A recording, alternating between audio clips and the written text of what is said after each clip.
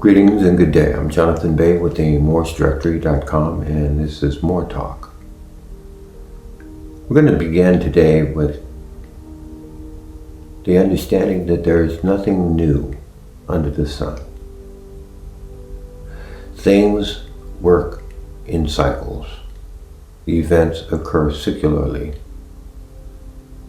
in a spiral type of forward movement. Nothing moves backwards. A system which is stagnant is not efficient. It is non-operative. If nature is nothing else, it is logical, progressive, forward-moving, expansive, and always improving itself. These things that we'll be discussing are of an ancient nature. They go back to the source. It'll be spiritual in nature, because that's the nature of nature, is spirituality, consciousness, energy, prana, chi, whichever types of iconic names you would want to place upon that particular force of reality. The superset, subjective reality, not the objective smaller subset, objective place where objects exist, this objective perceived reality. It's controlled by a superset, a fundamental reality, which is consciousness. And this is something that has been known about since the beginning of man, but forgotten along the way more than once. And hopefully will not happen again. But it doesn't mean that it's not beyond the possibility of reoccurring. But that's up to us. Those will be conscious decisions made along the way. And what we're going to be talking about today is getting into the crux of where we're headed and what we are about to accomplish. Now, as I said, there's nothing new under the sun, and a lot of my information comes from research, and it also comes from communicating with individuals who themselves are experts in particular fields, such as physics. And physics and metaphysics are similar, but they're not the same. Metaphysics, the term meta, at the beginning of the term metaphysics, simply means not yet understood by mainstream science or mainstream physics, which is a subset in science.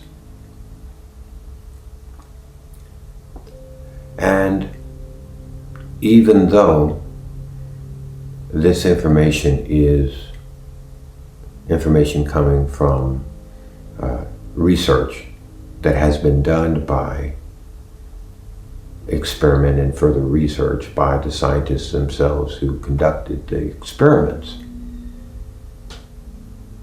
It's a collective building upon trusted sources of information. And when we start talking about source information, we can also recognize that we've been programmed to believe in this society that source information is somehow negative.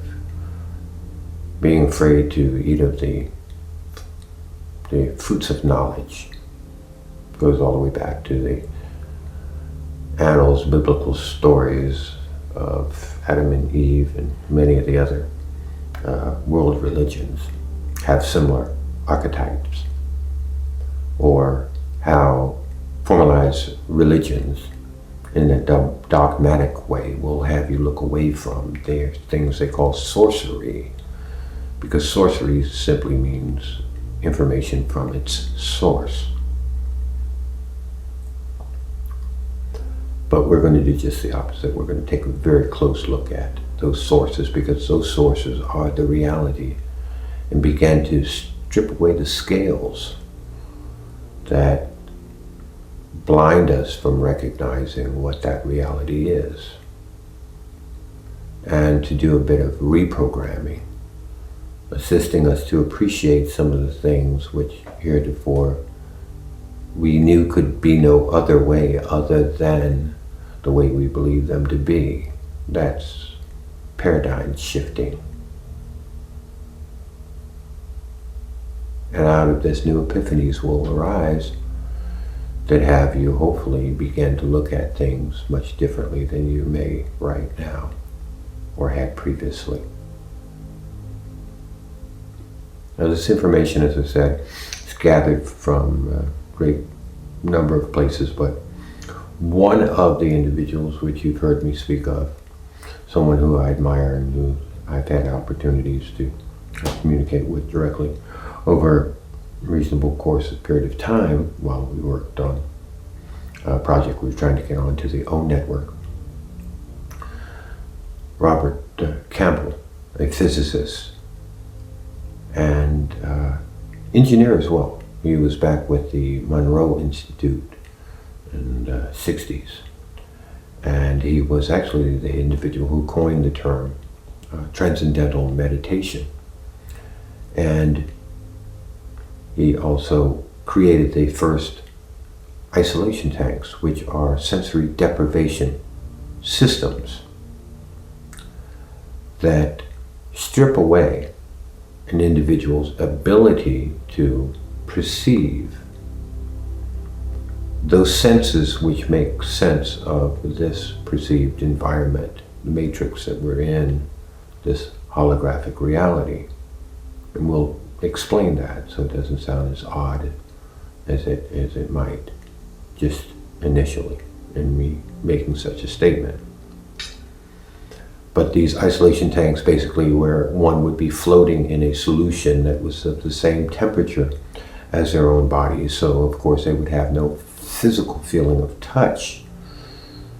Chamber would be, of course, darkened, in which no light could enter, and there would be no sound. And so this is sensory deprivation.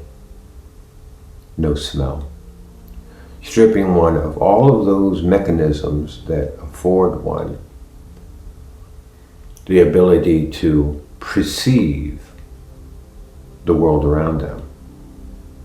And by doing so, makes it a much quieter place, especially when one can quiet the chatter of self and all of the different voices going on simultaneously in one's mind. Many people might recognize this as being true. When they first began practicing meditations, you'll notice how noisy your own thoughts can be. And recognizing that it's through this deprivation of not just sensory stimuli, but also of your own over chatter, multi-thinking,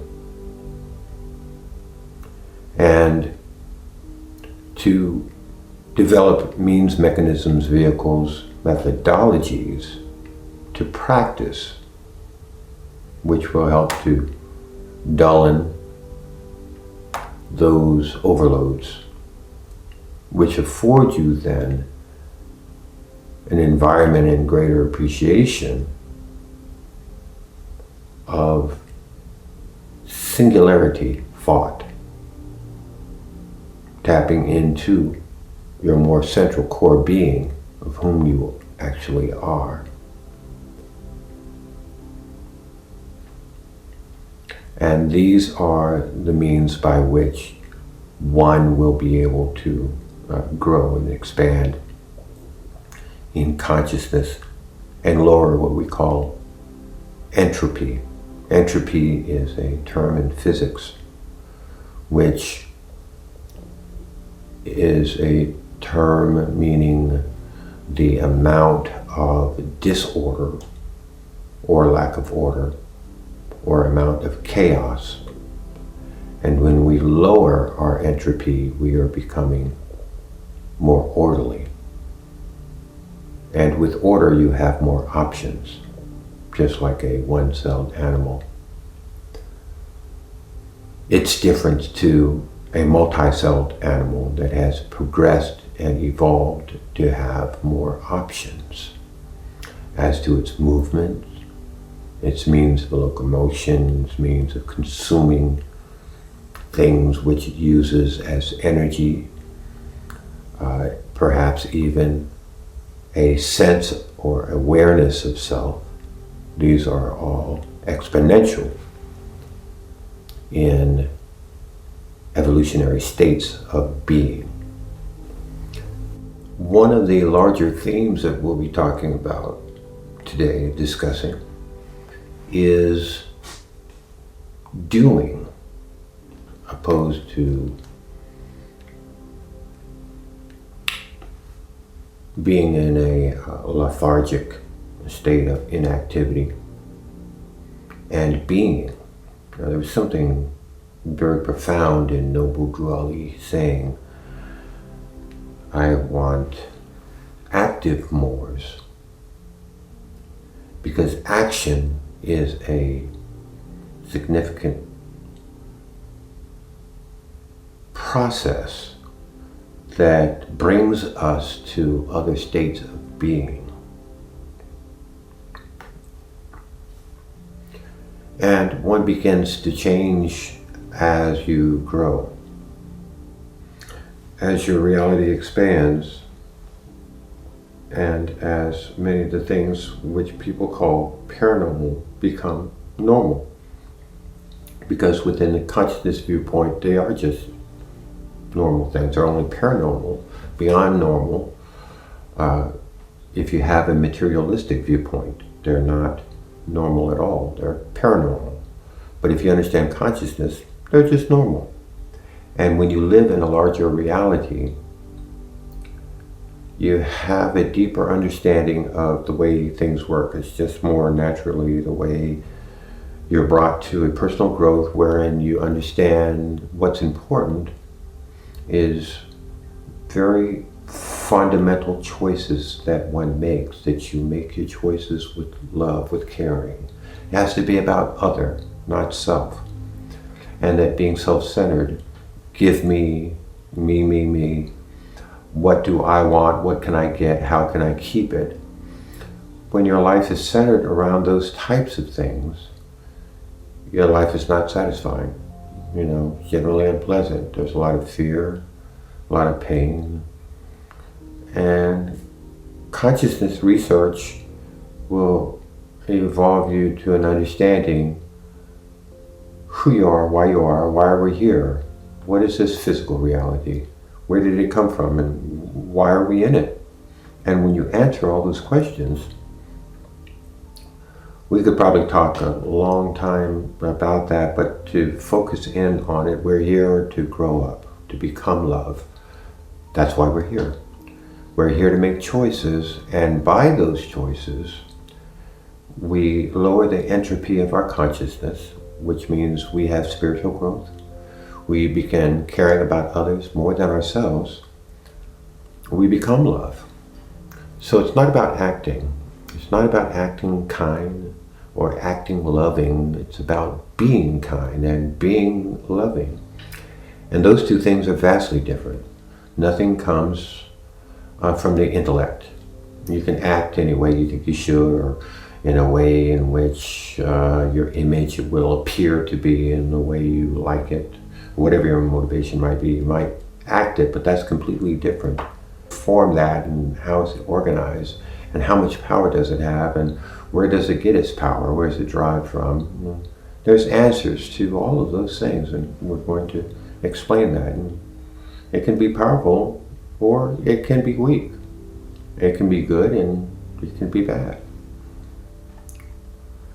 And one of the major things we're going to be talking about is the difference between acting and authenticity. You can act like you're kind, but it's not at all as being. You can act like you're evolved and caring and full of peace of light, but it doesn't mean that you are. There's a huge difference.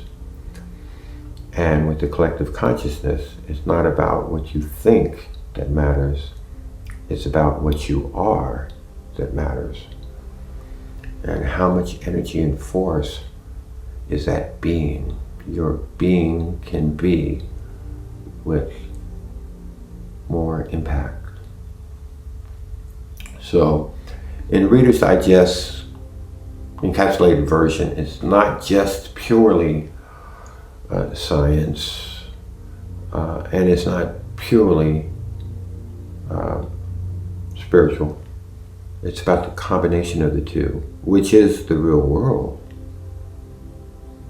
But the science is not the fundamental. Physics is not the fundamental. It's just a way of explaining things. It's about us understanding the bigger picture of what reality actually is and learn to become love and learn to truly care authentically about other people is the main message. Physics is what gets talked about a lot.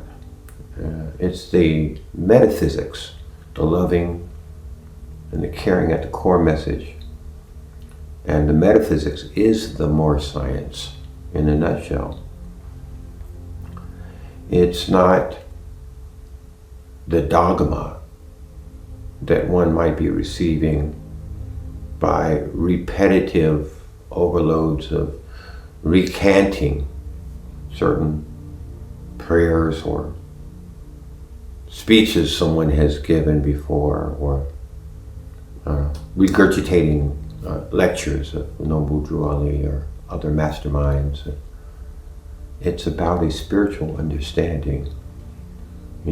Same could be within the Buddhist realm or Zen world, and other religious principles, like do no harm, love thy fellow man. The base core root, similar like premises of those religionings, okay? But such as like with the indigenous Moroccan, okay? For the adepts, they understand this to be that being is about doing 2 or 3 kinds of of kindness today without it just being an acting is important, because it deals with these methodologies of repetitiveness, which is practicing. That's what a practitioner of Moorish science does as an aspect of self, not of perpetrating, but because it is in fact natural for their being to do that. So we're going to be looking at also, where does consciousness originate? How in fact is it this base reality, the fundamental reality, not the objective physical atomic realm of matter and physicality, but of information, data, consciousness as being the base reality out of which everything else is derived, and that the greater superset mechanism controls the subset, which is our objective Okay, so we can go into it from the scientific, the structure of consciousness and how it works. And we can look at also from the experiential viewpoint of being and growing, and what is it like to be fully conscious. And we can look at it from a holistic, from both ends, and to recognize it's important to have a balance of these understandings scientifically as well as spiritually. And you have these networks of people all over the planet right now that are grouping together. Like the Consciousness Project, that's a concept. You know, there's a group of monks meditating, I think it was in Chicago, and they were focused on peace, and they were able to actually lower the crime rate momentarily because of the quality of the nature. And the quality was exponential, while it was in synchronicity with their quantity because of the nature of the energy that they each individually possessed. All right. So one of the fundamental things to come out of this theory of consciousness or understanding of consciousness is that as a feedback, which is a scientific term, which we call this physical universe, there is this arrangement in consciousness that our intent modifies future probability. Now, the future is not deterministic. The future isn't done yet. It's still open. It can change. It can be modified. It can go any number of ways. So there's probability that it might go 10 different states that this future event may rest at. It might do this or it might do that, 10 different ways that this event can occur. Well, each one has a probability factor, some more likely than others. Some are very likely, some are very unlikely, and these probability factors can change as we put our intent toward an outcome, to where it will rest. Okay, of course we're skipping over 12 hours as to why this is logical and why does the system operate this way, and we've talked about that in previous videos, but it is the way in which this reality, the real reality, the superset, functions. It's a necessary, functional way in which it unfolds. We're not talking about magic, we're not talking about hocus pocus, we're talking about actual science, logic, and the way that it has to be. And you can change the future probability of something by your intent. That's the way that people heal with their minds, or heal others with their minds, by changing the probability factor with the energy of your, not intellect, but your consciousness's energy. Okay? Or it can work the other way. You can worry about something, or actually literally worry yourself sick, or have people worrying about you, and they're all emanating this fear about, a lump you have somewhere on your neck, or because but that's raising the probability of what it might be. And if they're all thinking, well, it's cancerous and the rest of it, that raises the possibility, and then more of that negative energy raises the probability. And that's intention. Not conscious intention, but forceful intention. because it's putting tension on the probability factor. It can be weak or more powerful. Now it's weak when it's coming from the intellect. You can wish for something like throw a penny in a wishing well. Well, it has very, very little effect on future probability because it's coming from the intellect. It's not coming from the marrow, from the being of self. It's coming from the intellectual level. And it's a very weak place for an intention to have objective, physical effect on something in this mechanic world. But it's about the energy of from whom you are.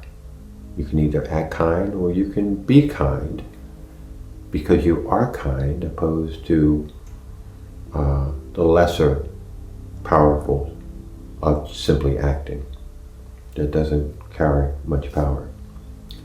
So it's the same with your intent. The authenticity of your intent will modify more powerfully if it comes from your being core state, which represents you at the deepest, most fundamental level of self. And most people don't believe, and they struggle because they live purely in their intellect, and that defines their attitude and reality. And when you live just out of that narrow scope of intellect, you have your fears and your belief traps, and it's really the motivation behind your choices. All of that is those are very weak forces. They can be more powerful in a negative way as they become cumulative. But it's also about focus. Focusing of your will, of your consciousness, getting rid of the noise, of lowering the entropy, lowering the confusion, lowering the jabbering, thinking too much, What are these other voices talking as I'm talking? What are these sub-personality groups that are interrupting my desire to quiet my state of concentration? Anyone who's practiced meditation for any period of time knows it takes a practicing individual, and one who is active in the process of working on lowering their entropy, working on acquiring that chatter. And you intellectualize this initially. That's the action part of it. But the doing part of it is from the consciousness. And so your intention can help you to lower that noise, that confusion. And then we can look at what is your basic, most fundamental motivation. That why are you doing what you're doing? What's the truth, the authenticity? I like helping the little old ladies across the street because I'm a good person. Well, because you did it because you think you're a good person. Well, no. It should be because you really couldn't think of doing anything else. You can't think of anything being more correct than that. It wouldn't even come across your mind. You're not being judgmental about yourself or anything. You just are. You just are doing because that's who you are. You're not doing it because you see yourself as a good person. You're trying to create an image of yourself in your own mind. It is because you are a kind and caring, loving person, seeing someone who needs assistance. And you simply do it without any thought. Or whether it's in service of your ego. Or are you just being kind and caring and loving, and you're coming from a good place. And that carries with it a lot more power. That makes a difference. There was a term a while back, I think they call it the Mahavrishna effect in transcendental meditation as a college. I think it was a Dr. Hagelin, or someone was at the head of that, which was also an integral part of TM, transcendental meditation. And they were able to change particular statistics by way of this mind power, okay? And changing the probability of being happy, change the probability of being sad. You're just changing how reality is going to be. You can also do the opposite.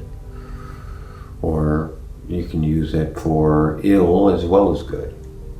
If you're one of these folks that are constantly fearful that everything is bad and life sucks, everything is awful, you just hate, being here, in whatever situation you are, and everybody's greedy and nasty and trying to grab, and the politicians are all crooked, and the police force is as crooked as the crooks, and the judges are even worse. And that's where your focus is, purely.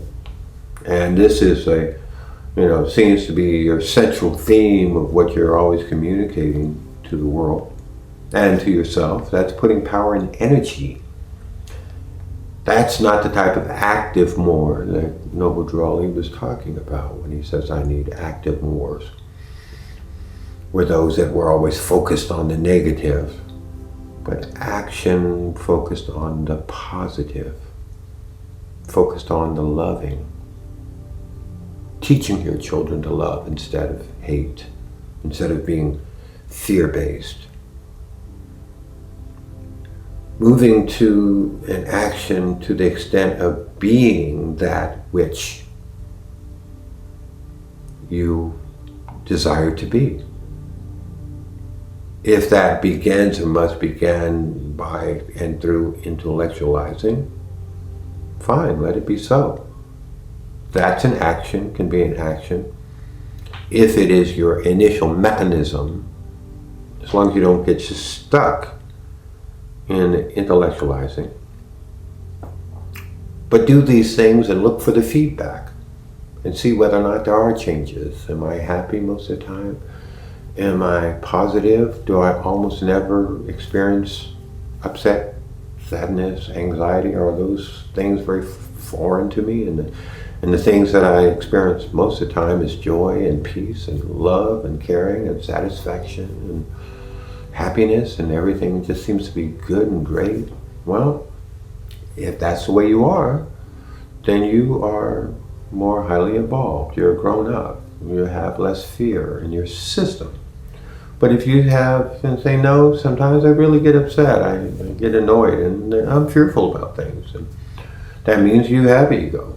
You have beliefs, and owning up to those problems, owning up to the fact that that's internal, and understanding that you can only change self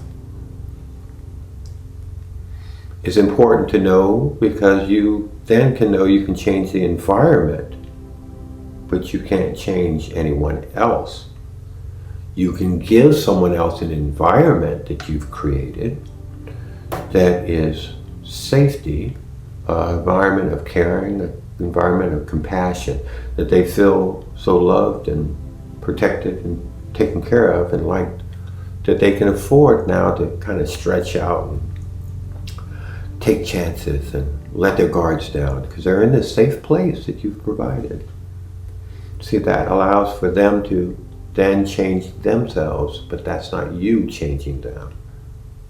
That's helping the other person, not changing the other person.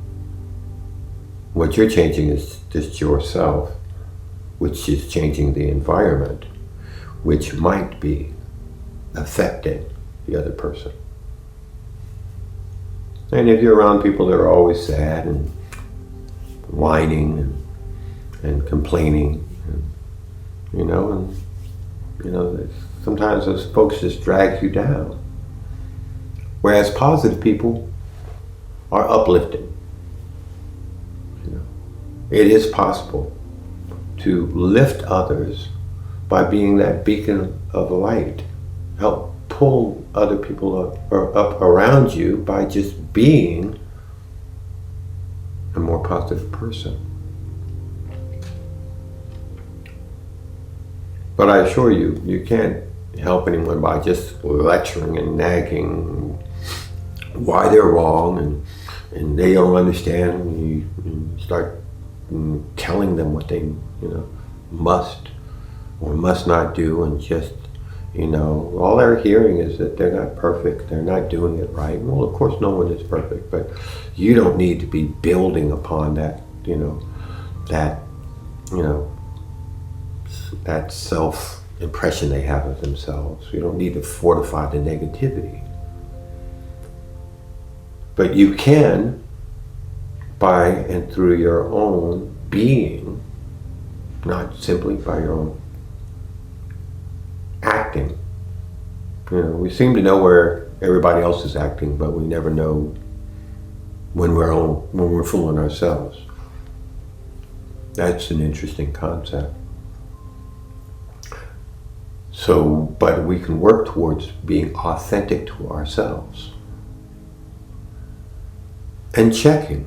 You'll find after a period of time, you actually do feel better.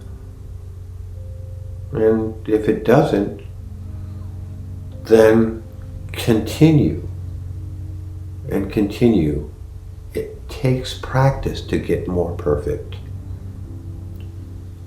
But you have to have the right intent to become a better person for the right reasoning. Not because of what other people will think about you, or that, that'd be great if people just thought about me as being a better person. And that, I'll be this uplifter, this beacon of light. No. What you initially may want to intellectualize is that it will be better for you to be better. Because it's better for the system and it's better for others around you if you get better. To make it something that you're bestowing, something you're giving.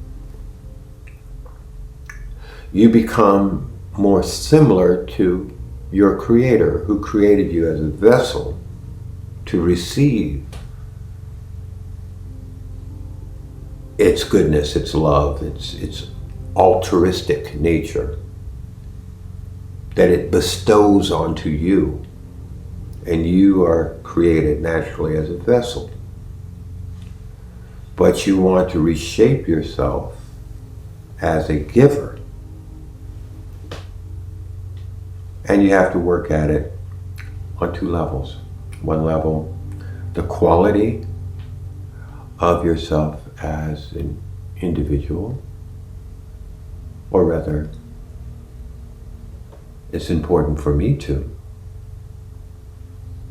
work on my quality and recognize that when you do that, and you do it as a collective, things actually do occur.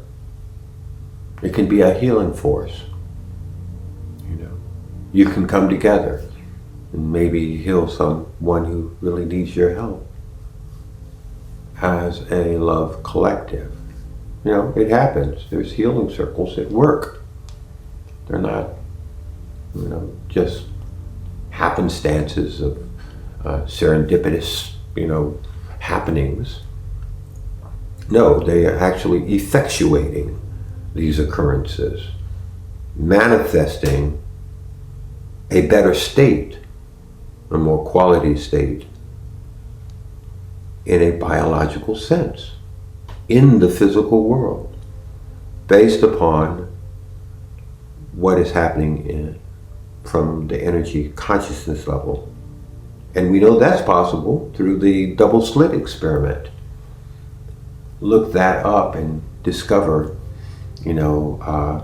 how that was a paradigm shift in the understanding of physics. That when they ran that double slit experiment, it showed that consciousness changes physical matter. There's some people that, when you're driving to work, they just know that there's going to be a parking space for them when they get there. But this one individual may say, oh, I always have a place when I get there. I know there'll be a place when I get there. And when they get there, all the spaces are filled up except for that one space. And it seems this guy has always got a space. Well, how do you always have a space? Whereas, the other guy says, oh, geez, there's never a place to park. I could never find, I know there won't be any parking. I might as well just go around and park at the other place. And, yeah, probably should, because the chances are there's not going to be, because you don't ever believe that there's going to be. And if there is one, it's probably going to be difficult to find. It's going to take a long time. And those types of things actually do happen. There are little glitches in the matrix, and it may just be affecting this one person. But the greater consciousness system, the superset, allows for those types of things to happen, because it doesn't really interrupt much in the system. It's not as if you are trying to make a car disappear. You're trying to redistribute, tons and tons of atoms. No. It's just changing probability factors, which is not that difficult. Because you don't have to. It's not a physical thing that you're pushing or moving, modifying. Because that hasn't even occurred yet. You're changing it on the factor, the magnitude based upon the energy that you're able to impose upon something which has not even occurred yet. So you're moving the probability along the scale.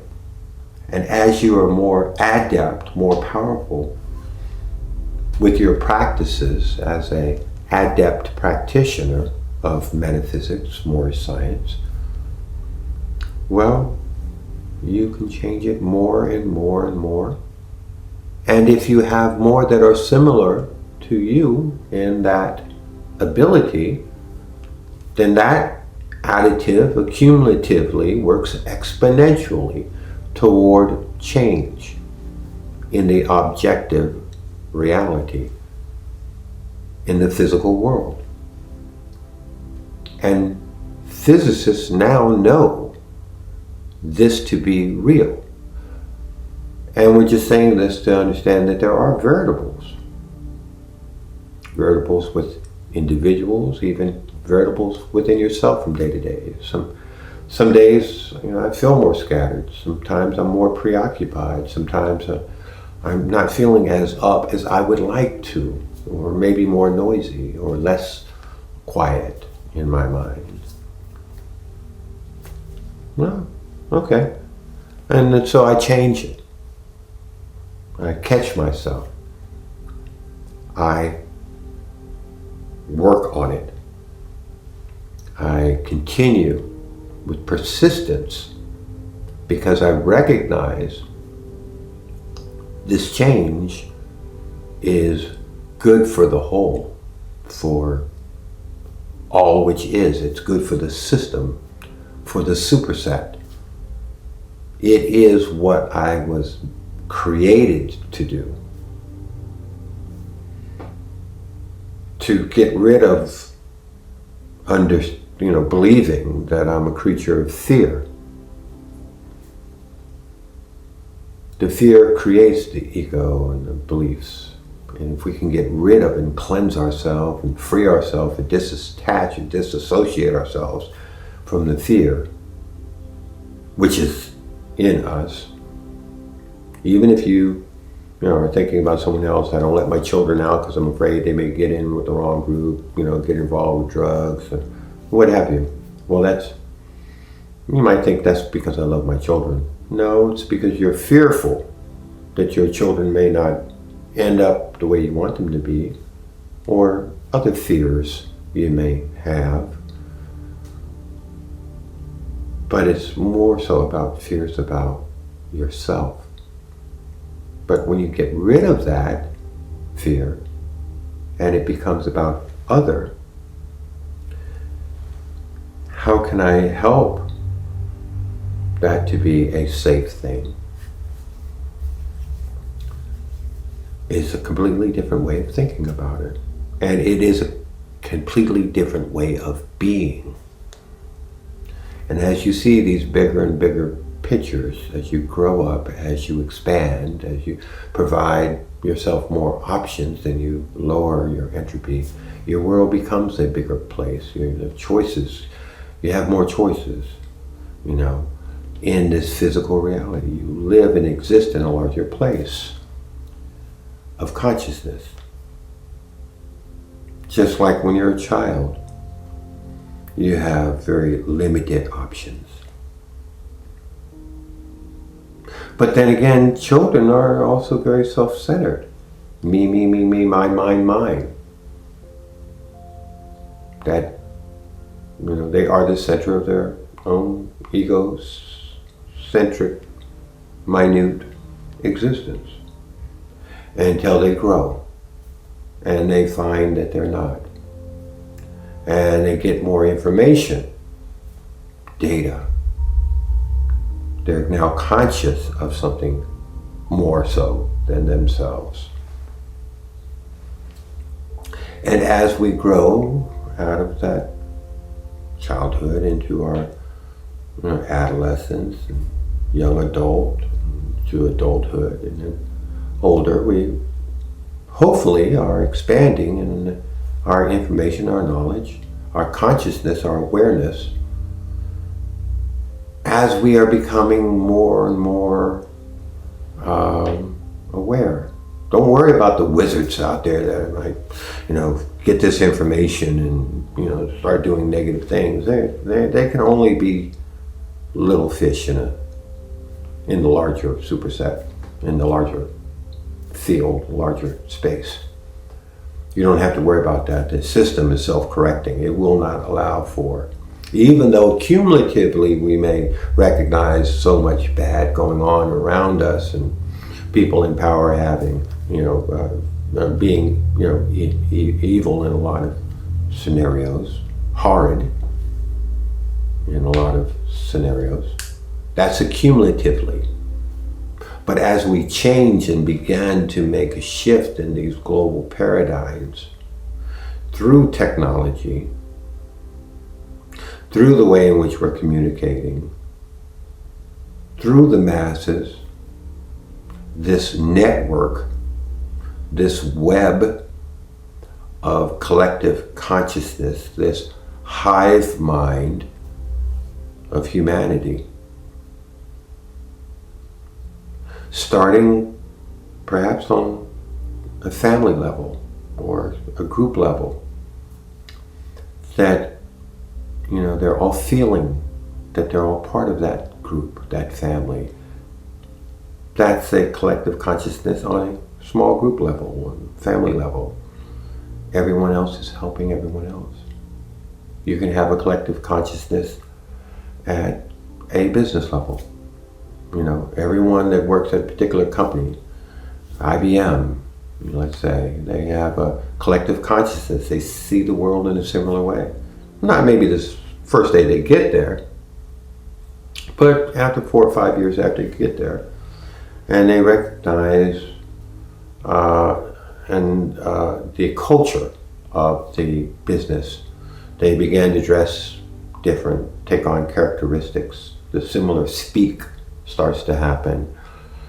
They take on their own metaphors of the collective consciousness within that group, and they become assimilated within it. They associate themselves as being a part of that group, as being a part of that group, not in it. Okay. Jung used to call it, I think they call it archetypes. Okay. These are simply collective consciousnesses, the vector sum of all collective individuals within the group. How do you do that? Well, by identifying as being. You don't have to, get a card or sign or join. You just identify in the core self as being, and then you are. You take on the attributes of the individuals collectively in the group, and you become part of that, the identity of the group. You are yourself what the group is. And through that identifying, not mere association, but identifying as being representative of it and taking on those attributes, and the group begins to take on attributes of you. Now, the way that you affect a group is negligible, but how you are affected by a larger group is significant relative to the proportional aspect of yourself and that positive energy or negative energy. But how you're identifying, even nationally, is relative to the authenticity of how you are recognizing self as being. If you are identifying strongly, let's say as a Moroccan, as an American, a Moorish American,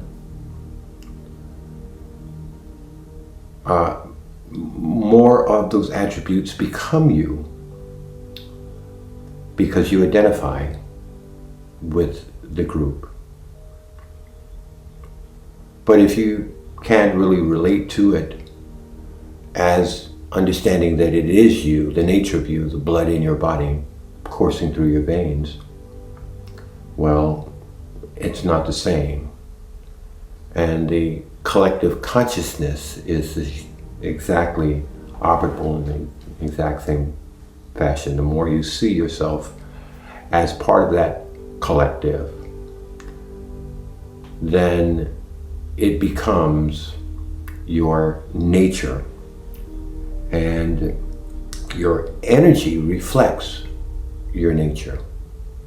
You become the epitome of that icon, of that collective consciousness, and you will get the most out of it as well as being able to put into it. But if you are not in that manner in your core, not really feeling part of it, just assimilating, acting as though, then you're not really part of that collective consciousness. You're just in it. So as you associate yourself with the collective consciousness, no matter what it might be, business or in a hobby group, in a love group, in a consciousness raising group, just like in the internet, there are billions of websites and anyone can access any one of them, but we only access those things that we connect with, that we vibe with. And that's the way that consciousness is, that when you have an intention that you are part of the group and you are open to the communications from the group, and you take them on and you absorb them. But if you're on the sidelines, the peripheral, then you close off from the intentions and what you're able to receive. So it's a matter of your consciousness being the vehicle in which you plug in or out of a particular group consciousness, and what you in your core being connect to. If you are a white supremacist or an abolitionist back in the 1600s, or you're whatever group it is that you connect to. You don't have to be a card-carrying member. You don't have to pay dues. You don't have to work there. You just have to identify yourself, and you start sharing your being, your thoughts, your attitudes, the nature of the collective. That's how things happen in a family setting. You care about, your wife and your children, and you share thoughts, and it has its own way of seeing the world. And that's what collective consciousness is. There are thousands, if not millions, of subsets of which way people identify with other things, with groups, with ideas, with movements. And that's what makes concepts so powerful. If your concept is, gets millions of people to identify with it, well, that forms up a collective consciousness right there. Maybe there wasn't one that was in existence before, but you manifested it. And now it exists. Their thoughts, their minds, their energies begin to exchange. We can see the same thing on the negative side. A mob, it's just a collective consciousness of a group of angry people, fearful people. And they become a mob, and that mob will do things as a collective that none of the individuals would do singularly. But that mob can do more horrific things that any one individual would possibly do because of that hyperextensive consciousness. So one guy's anger feeds the other guy's anger, and that person's or that small group's anger riles up this other part of the group, and it builds. It's exponential, where they create this monster out of these individuals, and it becomes actually more than the sum of its parts, the negative loop. In science, they call it a feedback. The more you give, the more you get. The more you get, the more you give, exponentially. And that's what happens with a mob. So that's collective consciousness. Can be a mob, but it could also be a very grown-up, high-quality, low-entropy, loving individual group. Singularity within the collective. And it can affect even what is near the group, or those that are exposed to members of the group. And maybe there is one that is more of a leader type, which is positive. It lifts up the rest of the group. They feel better. They become more positive. They begin to radiate with that individual's energy. And so you can do this in a negative or a positive. And what humanity should consider doing, effectuating more often, is becoming of a more low entropy, positive thinking collective, other than, the way they are now, kind of 50-50 on the fence, on the peripherals. But as more people become to the core of their being positive, it will change those that are on the fence. Those are wishy-washy with respect to their emotional state of existence in the core marrow of their consciousness. But if everyone feels down, well, it makes everything else descend to a downward spiral. And this has been going on in, all of the literature, in media, good versus evil, for eons. One thing is pulling positive, the other is pulling negative. Upward spiral, downward spiral. And it is also about trying your best to be part of the solution opposed to part of the collective problem. And the reason those idioms exist is because it stands true to the nature of that fact. That's why it's been around for millennium. And you become part of that critical mass of collective positive consciousness. It evolves you through the action, through the activity of doing and becoming. And when we look at this from the scientific side, the common sense, the logical side, and the shift of what can I give and what versus what can I give, it works also on the spiritual side, relative to taking responsibility, or whether or not someone is a victim all the time, or recognizing that you have the ability to change things, or whether or not it is only by a particular faith in someone outside of yourself that there's a salvation,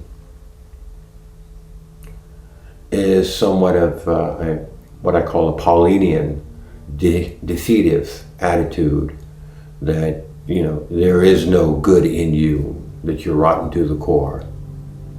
Well, those are things that are going to stagnate a collective. That form of belief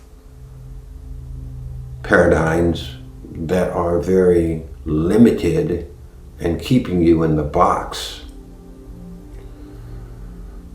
marking those demarcation lines and parameters of your expansion, so that you're not able to grow to a point where you can accept responsibility and understand that it's you that needs to do this, not simply by faith alone in something outside of you that will wipe all your sins away and make you pure and clean and holy, bright and good and lovingly. No. That's a self-action. And you have a will, you have a desire. That's one thing, but doing it rises that force, gives greater reality to it. Like if you have a mother whose child is stuck underneath a car, she's not thinking about, how heavy the car is. She's not intellectualizing. She's going to be using her core self, her consciousness, and move that vehicle off of her baby. It's not about how much she can squat or deadlift. It's not how strong her muscles are. Of course, there's the adrenaline factor, but the bones themselves would crush underneath the weight of the car. That can't change. However, the superset has its own rules, which, when called upon through your consciousness, will give you results that the objective physical atomic reality, the holographic perceived real world cannot do. It may appear as if you are bending the rules, but you're really not bending the rules, because it's the rules of a superset, which is actually the controlling force of the subset, that is allowing for these things which are in appearance enigmas, breaking of the rules, but they're not, because they are allowed. They don't shake up the whole web. They are more centralized to the individual, and that is allowed to occur. That is within the rule set of ability, of what is possible, what is doable, what action can occur, and what cause can be effectuated. relative to what the superset, which is consciousness, which is love, affords. It's not magic. Maybe magique in the concept of wisdom, and magi, the three wise men, and those are all icons, parabolic means of expressing certain ideas. But when you're using the power of the superset, you're accessing something that is not possible in the subset, which seems paranormal, but it is simply supernormal in that that is how things operate in the larger reality. Strange things can occur. Things which appear to be anomalies, enigmas, things that seem impossible, things that seem as if they're miracles. Miracles happen. They're miraculous in nature. But they do happen. They happen all the time. Sometimes other people see them occur. Sometimes only you see them occur. I had a situation where shortly after my sister had passed, my wife and I went to the beach because I needed a release valves, releasing the stress and the tension, the anxiety of being with her when she transitioned, and getting all of the affairs together and ready for the services and observances, and wanted to get near the ocean and absorb some of that earth energy.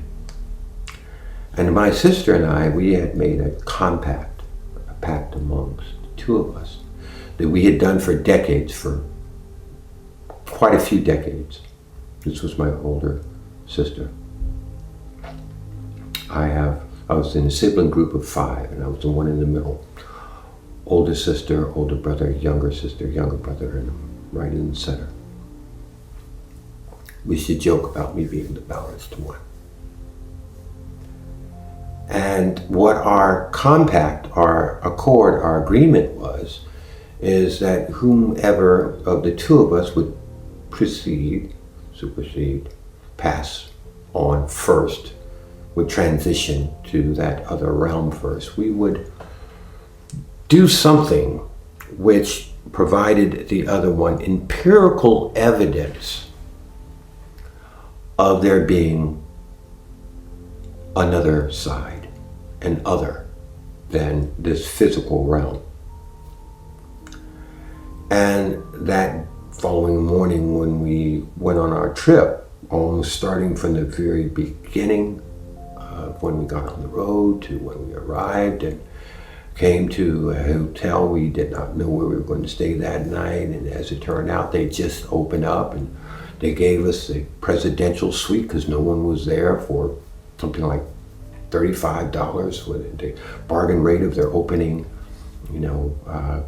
extravaganza that was going on. And so we had this beautiful room and all types of luxuries that they give those that are in those super suites that few people can afford. But we had so many things occurring, just in such close succession from one another.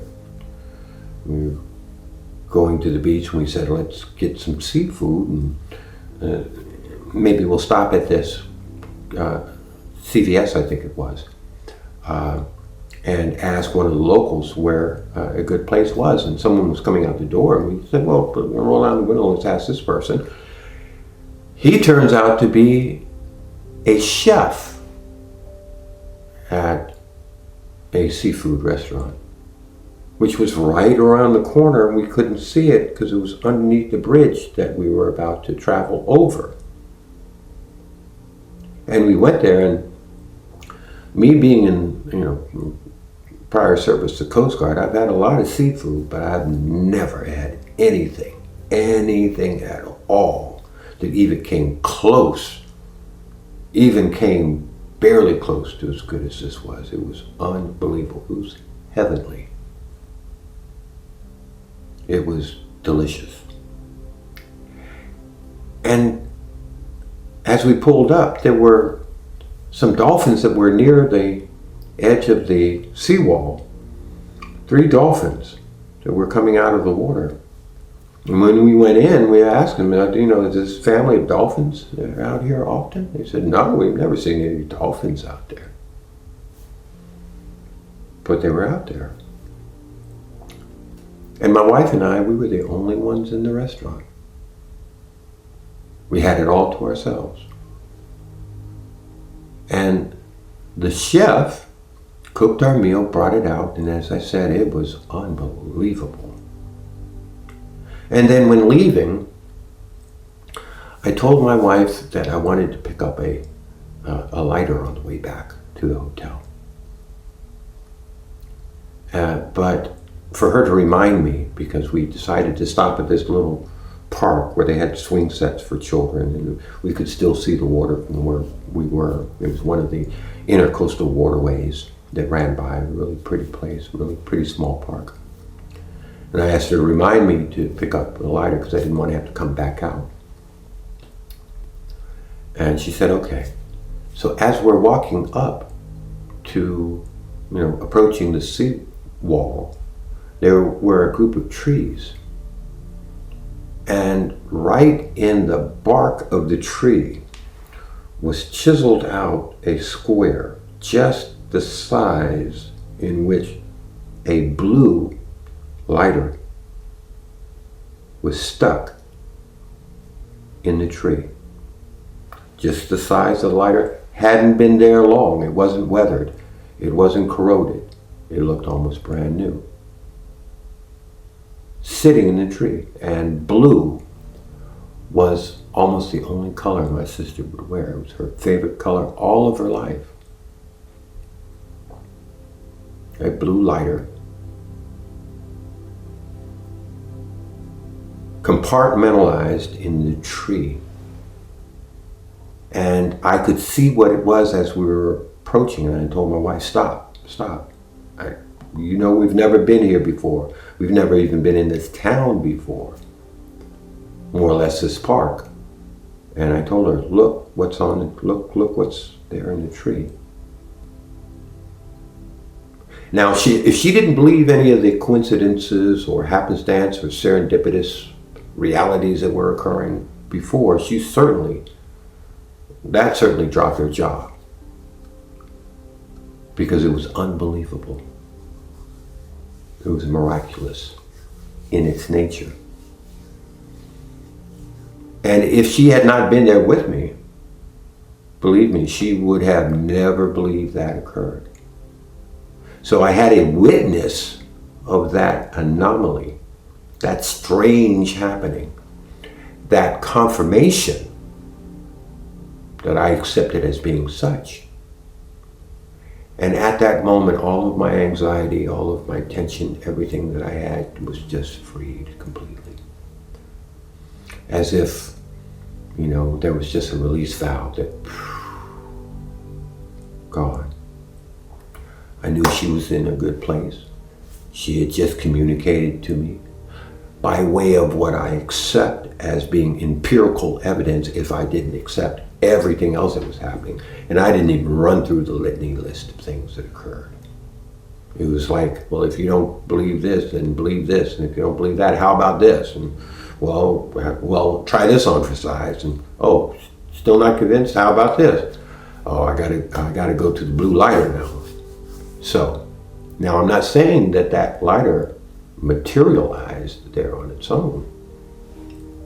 It could have been someone who decided to stop smoking, earlier that morning or the day before and chiseled out a spark, in a tree and left it there for the next smoker or person who wanted to, fire up a little bit of relaxation,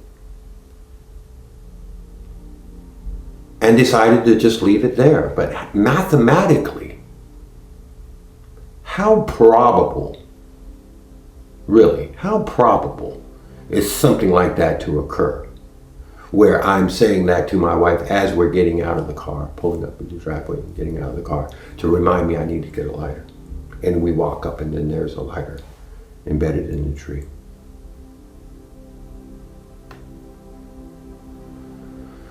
So there's all types of anomalies that occur for all different types of reasons.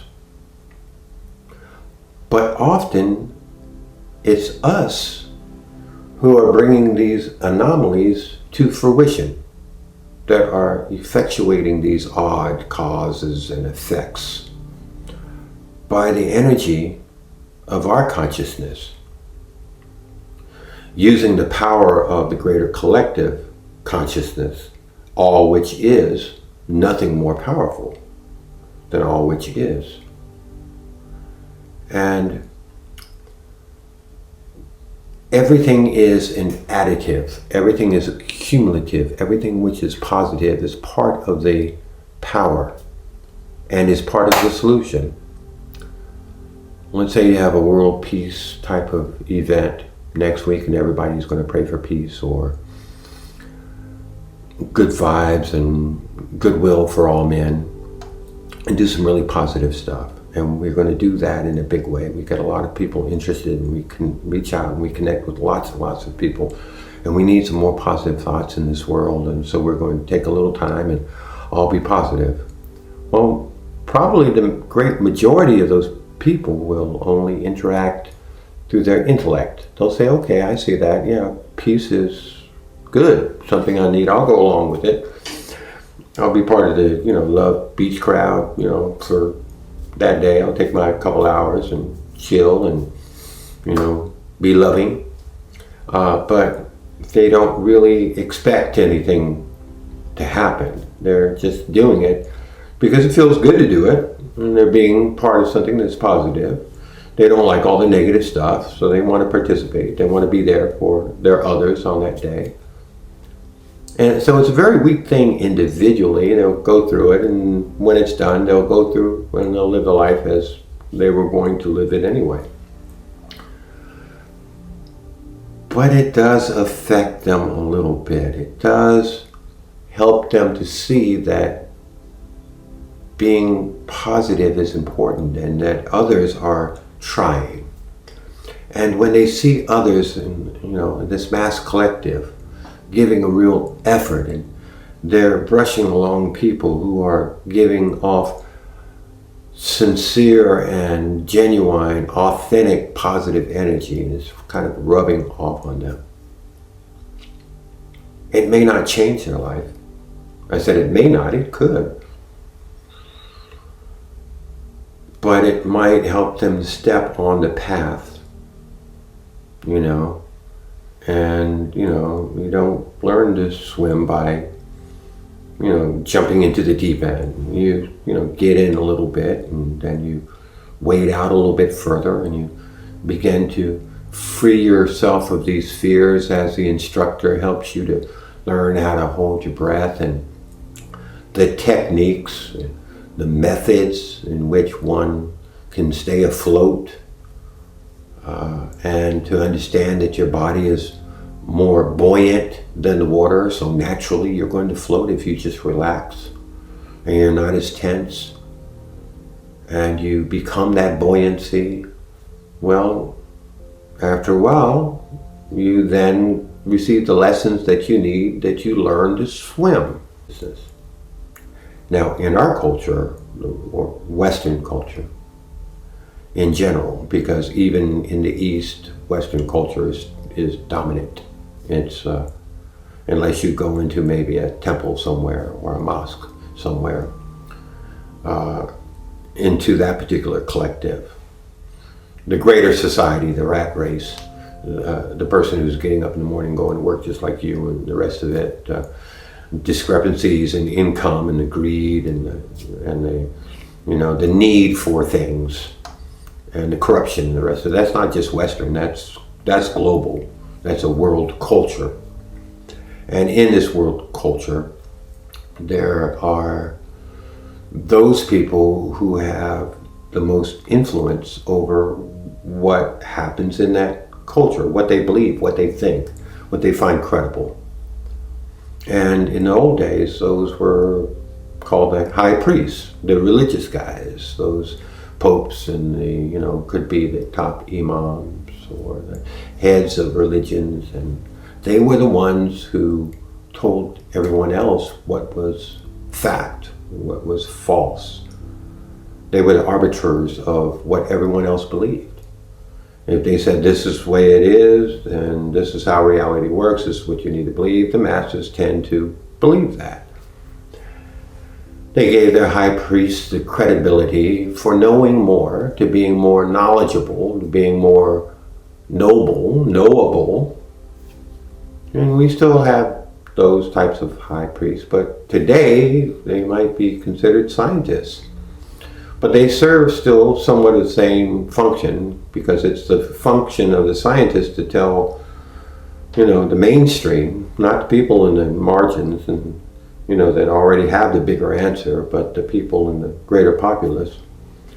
The high priests of science tell people what to believe. This is true, that's not true. This is a fact, this is not a fact. There is global warming. It is an effect of us doing it. We need to stop. And when the high priests of science are coming to a consensus, people begin to believe it, because most scientists are not going to lie to you. They're just going to tell you what the facts are. That's their job. They look at things, they analyze it, they separate.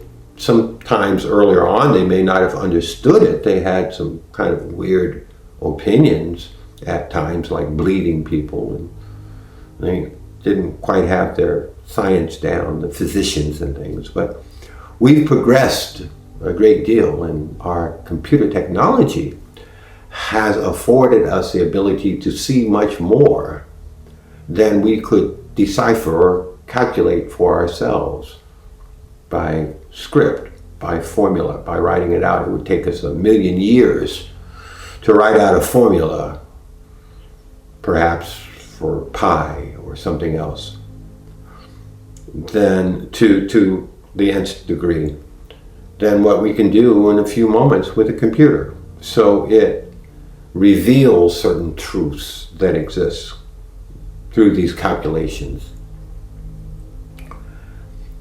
And it's through that technology that has given us these quantum leaps forward, these exponential leaps and bounds. And if you're trying to change the mainstream thought, today it's going to be coming through those high priests of science, or through the science temples, if they're teaching the correct things, such as the Moorish science temple. If they are teaching not the dogmatic regurgitation of things that were said prior to our time, and just doing the same type of repetitive dogmatic repeating of ritual, but actually teaching their children of love instead of hate, of teaching the dynamics of these metaphysical realities, of the temple explaining the rudimentary, elementary facts of these things, and how to free themselves of these fears and these egos, and to place into the mainstream of that particular collective consciousness, the Moorish community, as an example, plugging that community into a greater, bigger picture of reality, and being consistent in that practice for them to become the practitioners. Thanks for excusing that slight interruption. That was my wife coming home from work. All right, so back where we were. We're talking about how these leaders in the community, and I was talking about within the Moorish Temple of America, the sheiks can begin the process of accepting the fact that many, not all, but many, of course, themselves do not understand the metaphysics, nor the physics of the subset controller mechanism, the superset, the subjective reality, nor do they articulate in their communications to their students or members of the temple those important things which have to do with the greater reality. Very often what I've seen is just more of a dogmatic ritualization of regurgitating materials over and over, which are important. Don't exclude that. That shouldn't leave the curriculum. You still need to know the history. There certainly should be civics classes, law classes. There should be those recitings of the important scriptural information and knowing of its source and the individual who gave us the movement's initial information, the mastermind Noble Drew Ali, Prophet Noble Drew Ali, respectfully. But the uplifting of fallen humanity will come from the subjective realm, not the objective plane of existence. So that is bringing us to understanding that now we have, at this point, an opportunity to make those initial actions to begin them that the Prophet had provided us information to effectuate the uplifting of fallen humanity. Because of the newer technologies, we're coming to a critical time when this massive change in the mainstream can take place.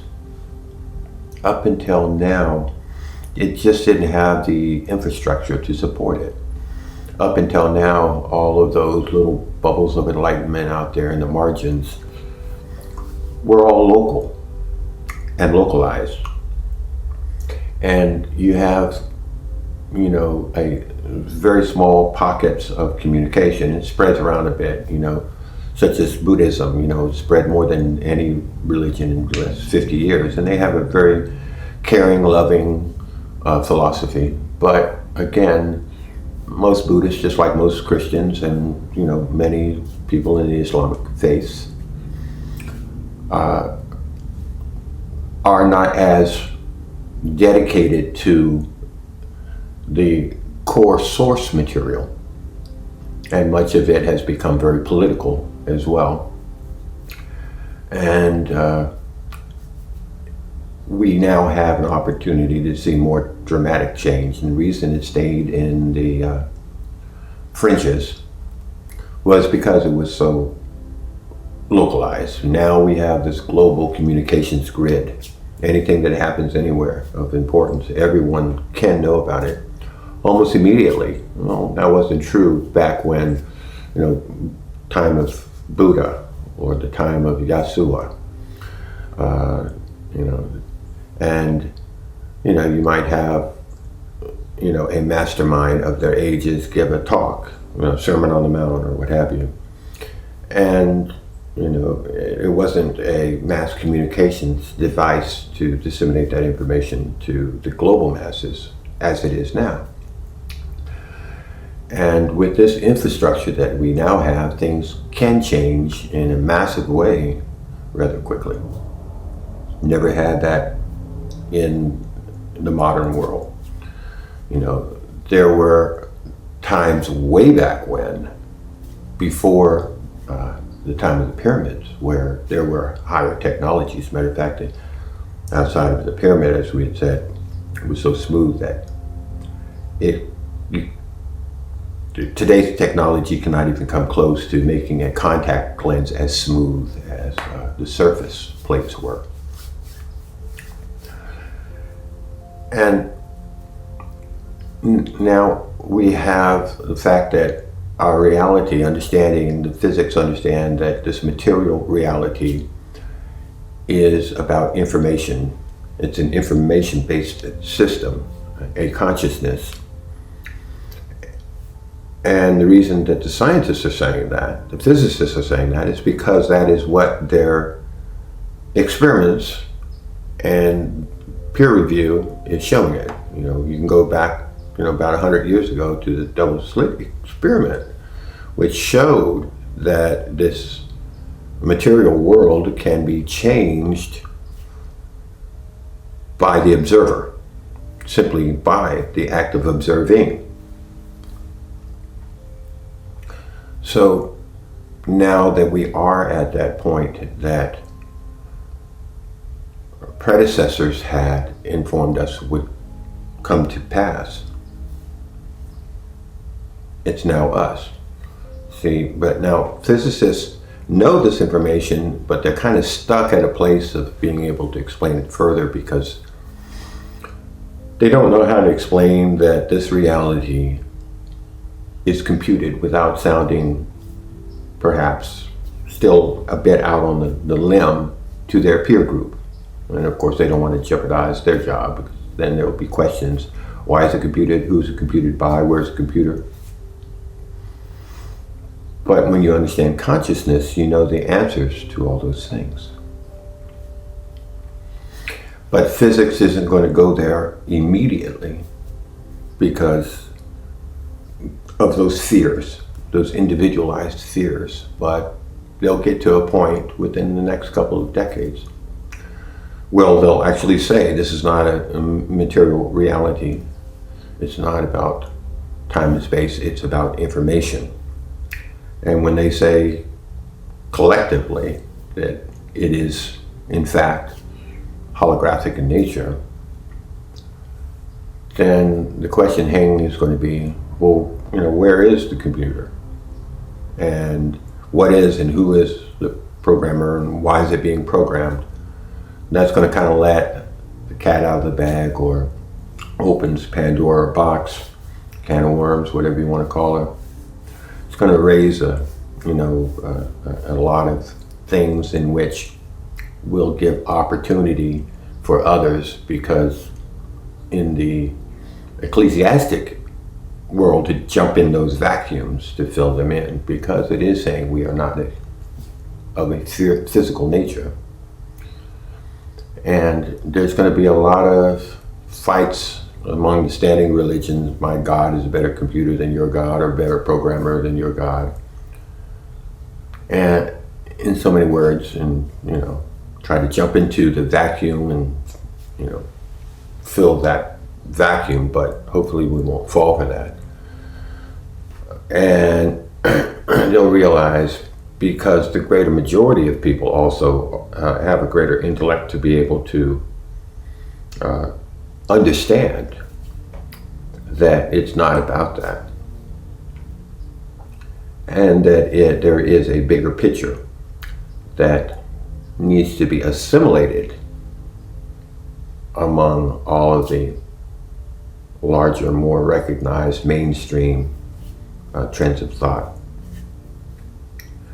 So when this happens, if there are enough people that understand that consciousness is the computer and that we are consciousness playing, in our avatar, virtual reality, for the purpose of making choices which help us to grow up toward love, getting rid of our fears, and that the natural evolution path of consciousness is to lower entropy, become more orderly. Now, of course, we're skipping a lot of the scientific part of the minutia, but this is, very logically comes to a point that our purpose here is to become love. Not that it sounds, mainstream yet. But with the better calculating of physics and understanding of the metaphysics, it's not an assumption. These are logical facts. This is science. That is the answer. And that is the only reason that we are here, or that this here even exists. So when people start to get that message, and there are enough of us, and we get to that critical mass with that idea, this planet is full of people looking for a better way, full of hopeful people that want something better than what we're doing right now. That what we're doing right now is not working. It's not best for everyone. It's not functional. It's very dysfunctional global society. And people do know that. They just don't have options. What else might they do? They just keep going on because they don't know that there is a bigger picture, that there's a bigger option, and that option is reality. We can see in a very short period of time, relatively, within the next couple decades, a huge paradigm shift to a more kinder, gentler world, to an understanding that we are here for the purpose to become love, and it's not just a wishful thinking religious thing, but that is a logically first principled, science derived, better physics, and does better metaphysics types of things, and explains why the paranormal is normal, and better epistemology, and a better ontology, better cosmology, and all of those things. All of the paradoxes fall apart.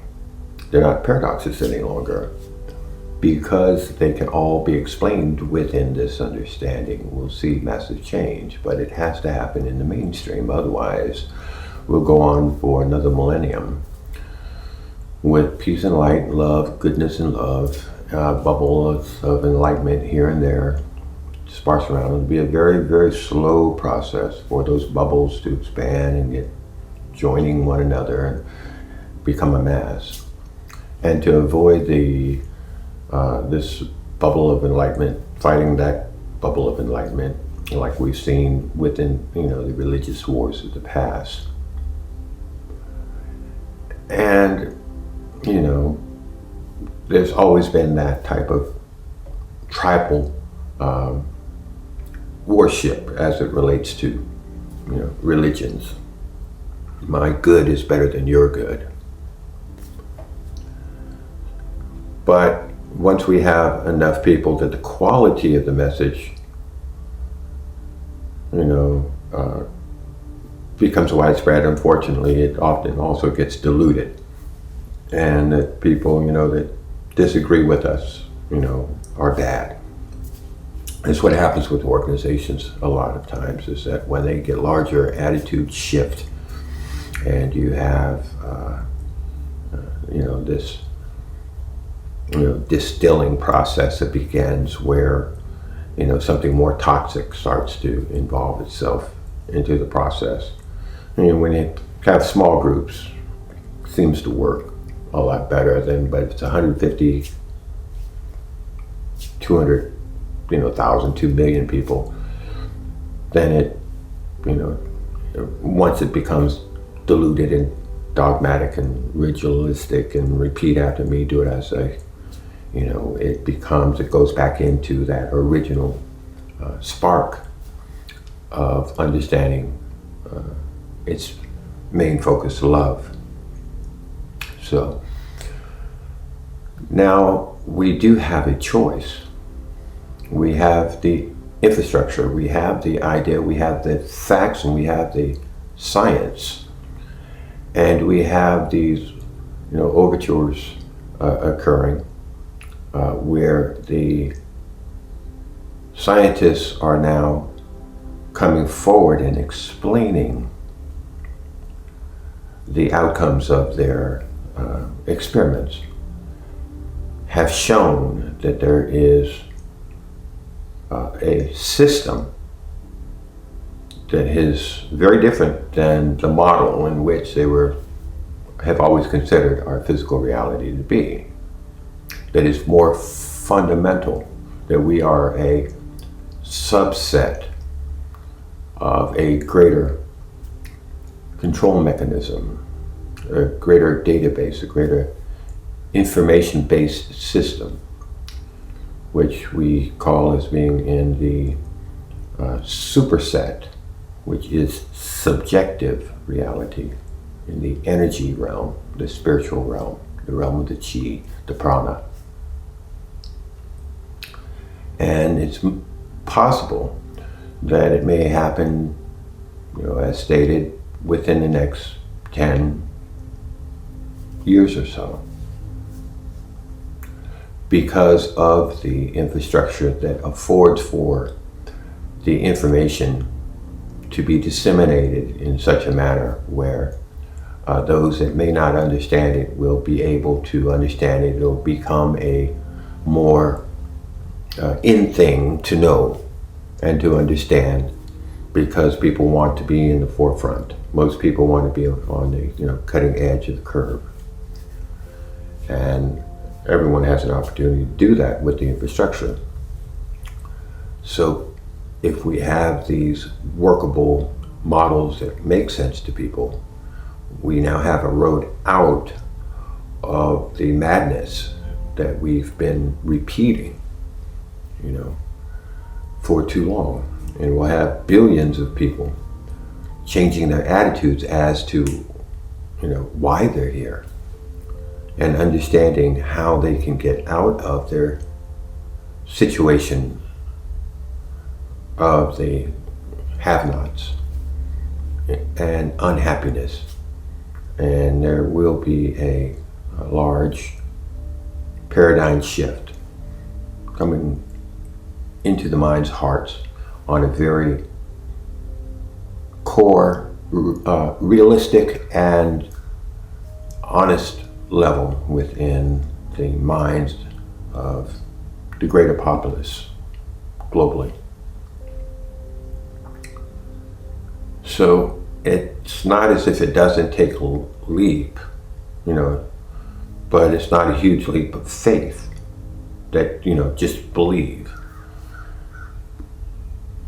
But it won't be a leap of faith because it's based upon logical science with steps, with concrete material that has been, repetitively experimented upon and proven on the most minute levels of our atomic realms by experts who have a means by which to also express these in a multimedia manner that help people to understand that we are here to evolve consciousness. That is not just part of the system, it is the system. And evolution may be slow, but it's also tenacious. And it keeps going in the direction of where it's going. And it might take longer for the quantum leap forward, because often that's the nature of evolution. And to become a more capable collective. But that's just, nature of entropy reduction and organization. Organizations come together in a particular manner, not haphazardly, but by the rule sets of the system. And we have never had the ability to do this, but now we do. And we're getting there. So we could probably see this happening, most certainly within our lifetime. That is a certainty that it can occur. Will it? Well, yeah, there are those variables that define it is not an absolute. Again, the future is not deterministic. But everything that needs to exist does now exist for that to transpire. Once you understand it in the nature of consciousness and be able to disseminate that information, the rest of it in We are going to get there, even if there are those glitches where we go backward a little bit. We will go ahead. And that's because people want a kinder, happier, gentler, more congenial, loving world where people are recognizing themselves as being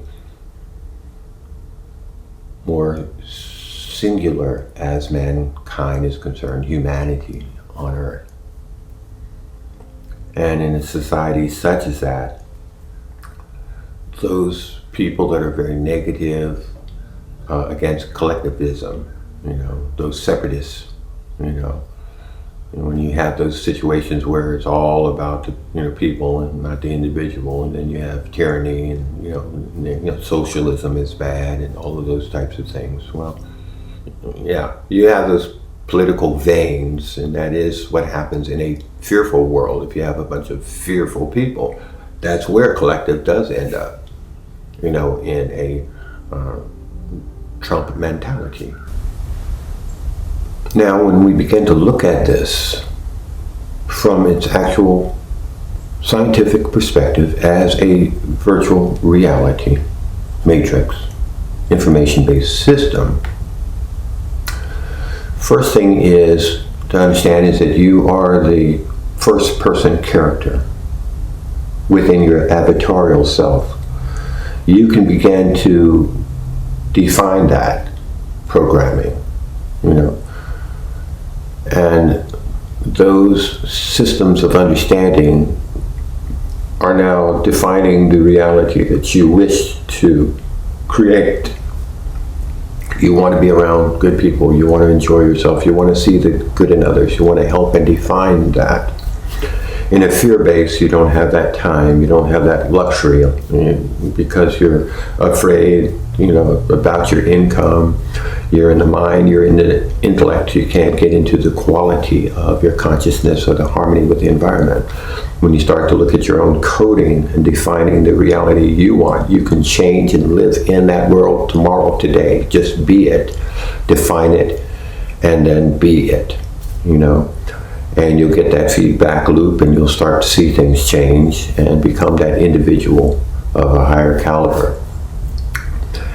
And try to help as many people as you can, and participate in these festivals, and ask people how they're doing, and what can you do to help them, and within the reasonable boundaries of the flexibility of your time and resources and the rest. But begin to do this repetitively as part of the mechanics of moving your core inner person to its correct state of lower entropy. Think about what it is that you actually want to do for your livelihood, and as I said, what and who you surround yourself with. When you look at people, understand that when you ask them, what do you, even in the indigenous community, what do you think about God? They'll tell you there's two spirit gods, not to be mistaken with good and bad, because the body is the ground and the simulation, you're it, okay? And you'll find that the communications that's being spoken of is very much like computer terminology, more so than something that would be considered before as of a spiritual nature.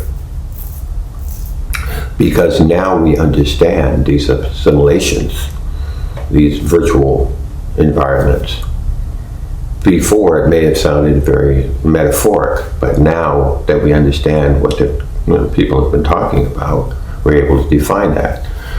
And it is about taking responsibility of the choices that you make. And if you're unhappy, often it's because you're allowing your fear and your egos to make those choices for you.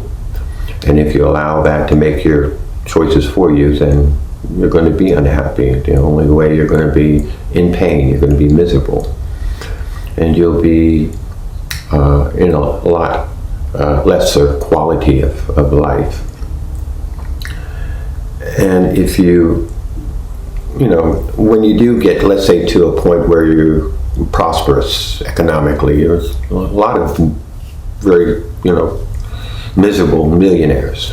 Okay, so evidently it's not economics. It's letting go of your fears and stop blaming others. The society, the system, the institutions, the economic systems, and the corporations, and the government, and everyone else for your unhappiness or your misery. You're unhappy because you have chosen to, perhaps not intellectually, but you have through your ego and fear made certain choices that have made you very unhappy, unknowingly often, but it's not about you. When you're no longer at the center of the universe in your own mind, it's not about you. So if someone's rude to you, steps on your foot or calls you a name or says that you're a fool or incompetent, it's no problem. That's their opinion. That's their problem, not yours. You don't need to carry their baggage. Okay, get all upset and angry and then push back. And it's not really about you. It's about them, the choices that they're making. So, sometimes, listen to it and analyze it and see whether or not it's something of what they're saying is true. And if you find that it is, then you can correct that too. But it still goes back to it being you that changes that, and vice versa. You can't change them, they can't change you. They can just give you their opinion, but it's just their opinion. All right. So often unhappiness is one's own fear, and the only one that can change that is yourself. So that's a critical thing to remember and to work on. Okay. And if we're all miserable, no, we won't find that peace. You'll find a lot of hustlers that will try to jump in and fulfill, some, strong man, type of figure that, to make you happy. We've done that. We've tried that. Again, that's the insanity. Okay, and what people really want is to find a better way to escape that same treadmill of insanity. And people ask, well, how do you get rid of the fear? Well, anytime you feel negative, anytime you feel unhappy, anxiety, anger, annoyance, anything that is negative, that's your fear. It's your ego in response to your fear. Trace it back.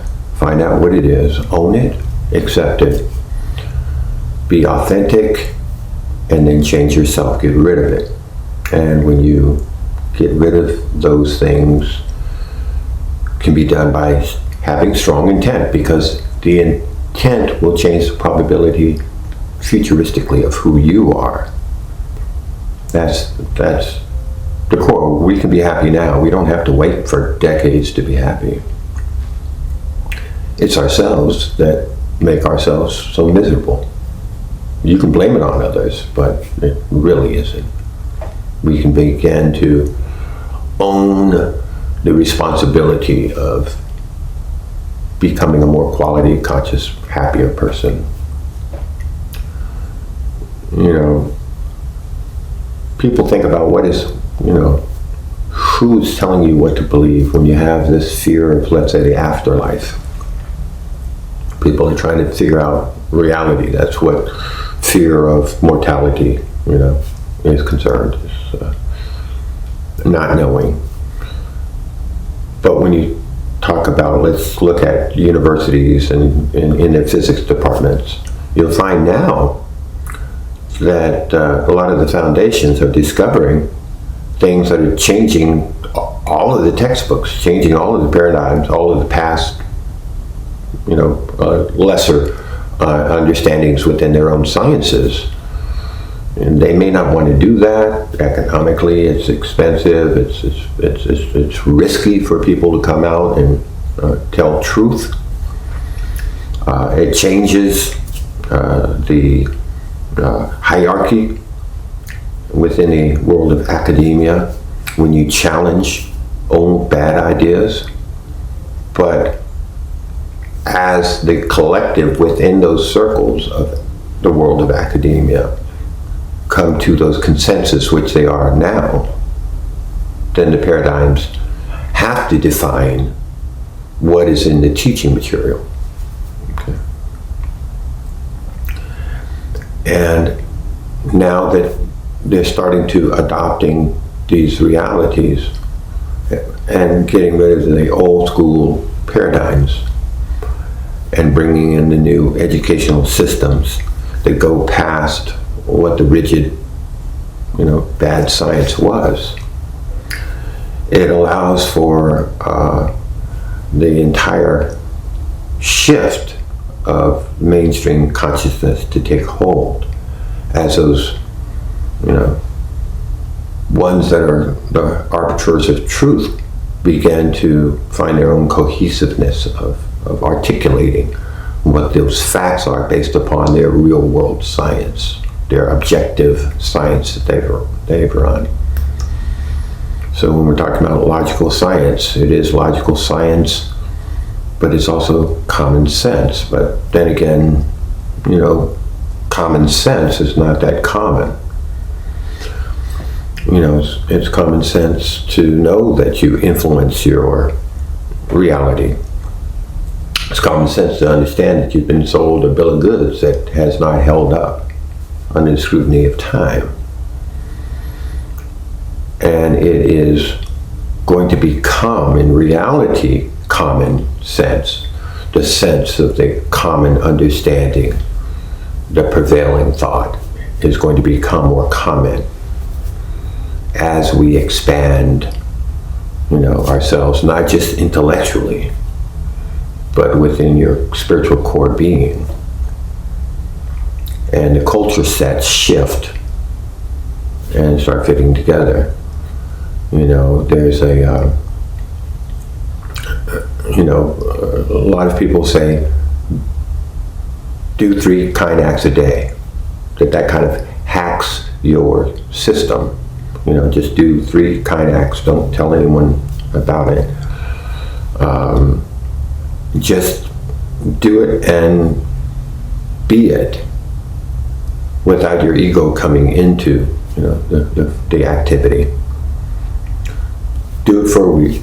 Try it for a couple of weeks and see what begins to occur. See what those anomalies, those winks from the all, from the superset, allowing things to transpire that would not normally occur.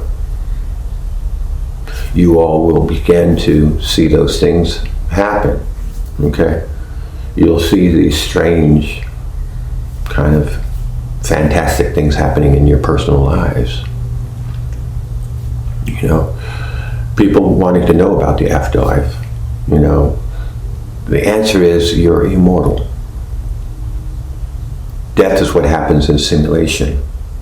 Death is not for you, that's not reality. You are playing that avatar that will die. Okay, but in video games, avatars die all the time, but they get rebooted and they come back into play. That's the nature of an information-based system. That fear of death goes away once one understands that, once you stop identifying with the avatar and identify with the consciousness. Don't get stuck on the physical. You hear people talking about the Mandela effect. Well, yeah, strange things do happen. All kinds of strange things can happen. People have very strange experiences where, you may have, you get in your car and you drive, and then sometime in the middle of your ride you get into a daze, and then they're someplace where they're not even, where they were before, and there's some guys maybe in spaceships come and they see people doing procedures, and then they soon find themselves back on the road, and they're wondering what happened there, or they come out of their house and they see fires and mayhem and these types of things, visions, and then it leaves. Well, people have strange experiences, but that doesn't mean it didn't happen. These experiences happen because they're all possible within this virtual reality. It's programmed, it's rendered. And you have the ability to, this is the most flexible realm of possibilities once you understand what it is. Anything can happen. Anything can happen. There's a few rules that say things won't happen here if they, if they seem to affect the greater or not in consonance with history or the rule set. The rule set allows for all sorts of strange phenomena to occur. But if they're out of whack with history, or the person that drives off and ends up in some other reality frame and then comes back, as long as it only happens in the margins to individuals or small groups of people, it makes no effect on the greater system, in a simulation. It doesn't undermine the integrity of the virtual reality. Anything can occur. And most of these things do happen as wake-up calls for the conscious individual to let them know that they're living in something that's large, a lot richer, a lot deeper, a lot more flexible than this rigid, physical, objective plane of existence. And there's a lot of things that are like that. You can look at a child playing video games, and one of these games like Age of Empires, where you're working within a society, living in caves, and it's an evolution game, and there's different tribes that start one place, and the idea is that you evolve, and one of the tribes end up taking over all of the other tribes all the way up, to the star systems or whatever. And you can find these cheat codes, where you can materialize, a Mercedes-Benz or a futuristic weapon, and then go back in the past and wipe out your competition. And it's not a fun way of winning, but it can be done. That's an example of how virtual realities can be strange. Okay, right out of nowhere, when the cave dwellers are here, and then people are digging in the dirt trying to find a place to sleep. And then the Mercedes-Benz drives up, and guy takes out a nuclear weapon and wipes out their competition. Okay, reality can also be strange in that way, but not in a way that it's going to allow for the whole, reality to be affected by it. As long as it doesn't somehow create a dysfunction in the system, which it would if there were too many people witnessing something extremely odd at one particular, It's usually, a couple of people out by themselves or an individual. And, a lot of times people aren't going to believe your stories or visions or things that you're saying anyway. So it's not really going to have an impact on the system. But you know that it occurred. You're aware. You know it happened. Okay. Even though it was of this fantastic, strange anomaly. But it's possible because it is a virtual reality that's rendered. And those rendering this system render it. And they didn't program it. It evolved. It's an evolved reality. And let's look at ascended masters. So it's more of a metaphor, ascended masters. There's some reality to it, is that there are some groups of individuals that no longer live here, that, in this virtual reality, who do work together to help people grow up and see the bigger picture.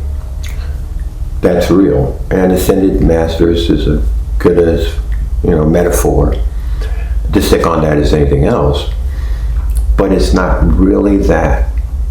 It's not that all of the, masterminds, of the old get together in some other dimension and start manipulating events and handing out, rewards to the faithful. It's not really like that. It's not ascended masters in that manner in a literal sense.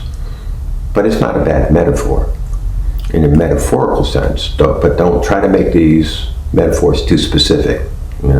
Metaphors are things which describe something, often a feeling or something that's going on, and take it at that level. Don't try to dissemble it.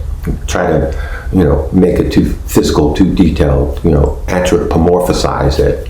You can hear a poet say her eyes were as deep as the deep blue sea, and someone will say, well, what sea is that? And most seas I know are green or brown, water's clear, and how deep was it? And you go deep enough, it gets dark and it gets black and you don't see anything. Well, that's why you can't pick apart these metaphors. You can beat a metaphor to death. You just confuse yourself, end up all wadded up in your intellect. You have to let that go. Ascended masters. Okay. People in the know don't live here anymore, helping us out. And leave it as such. Don't feed it too much specificity, too much intellect, because things in this virtual reality do not always coexist with your intellect, because your intellect is what you know or what you've come to believe, and there's many things within the virtual reality that are uncommon. Okay. Now, the way this reality started was because the larger consciousness system needed a reality that had real consequences that mattered, where you can make choices and the choices count. They have consequences of serious consequence, not just pieces of consciousness chatting in some chat room and nothing really happens.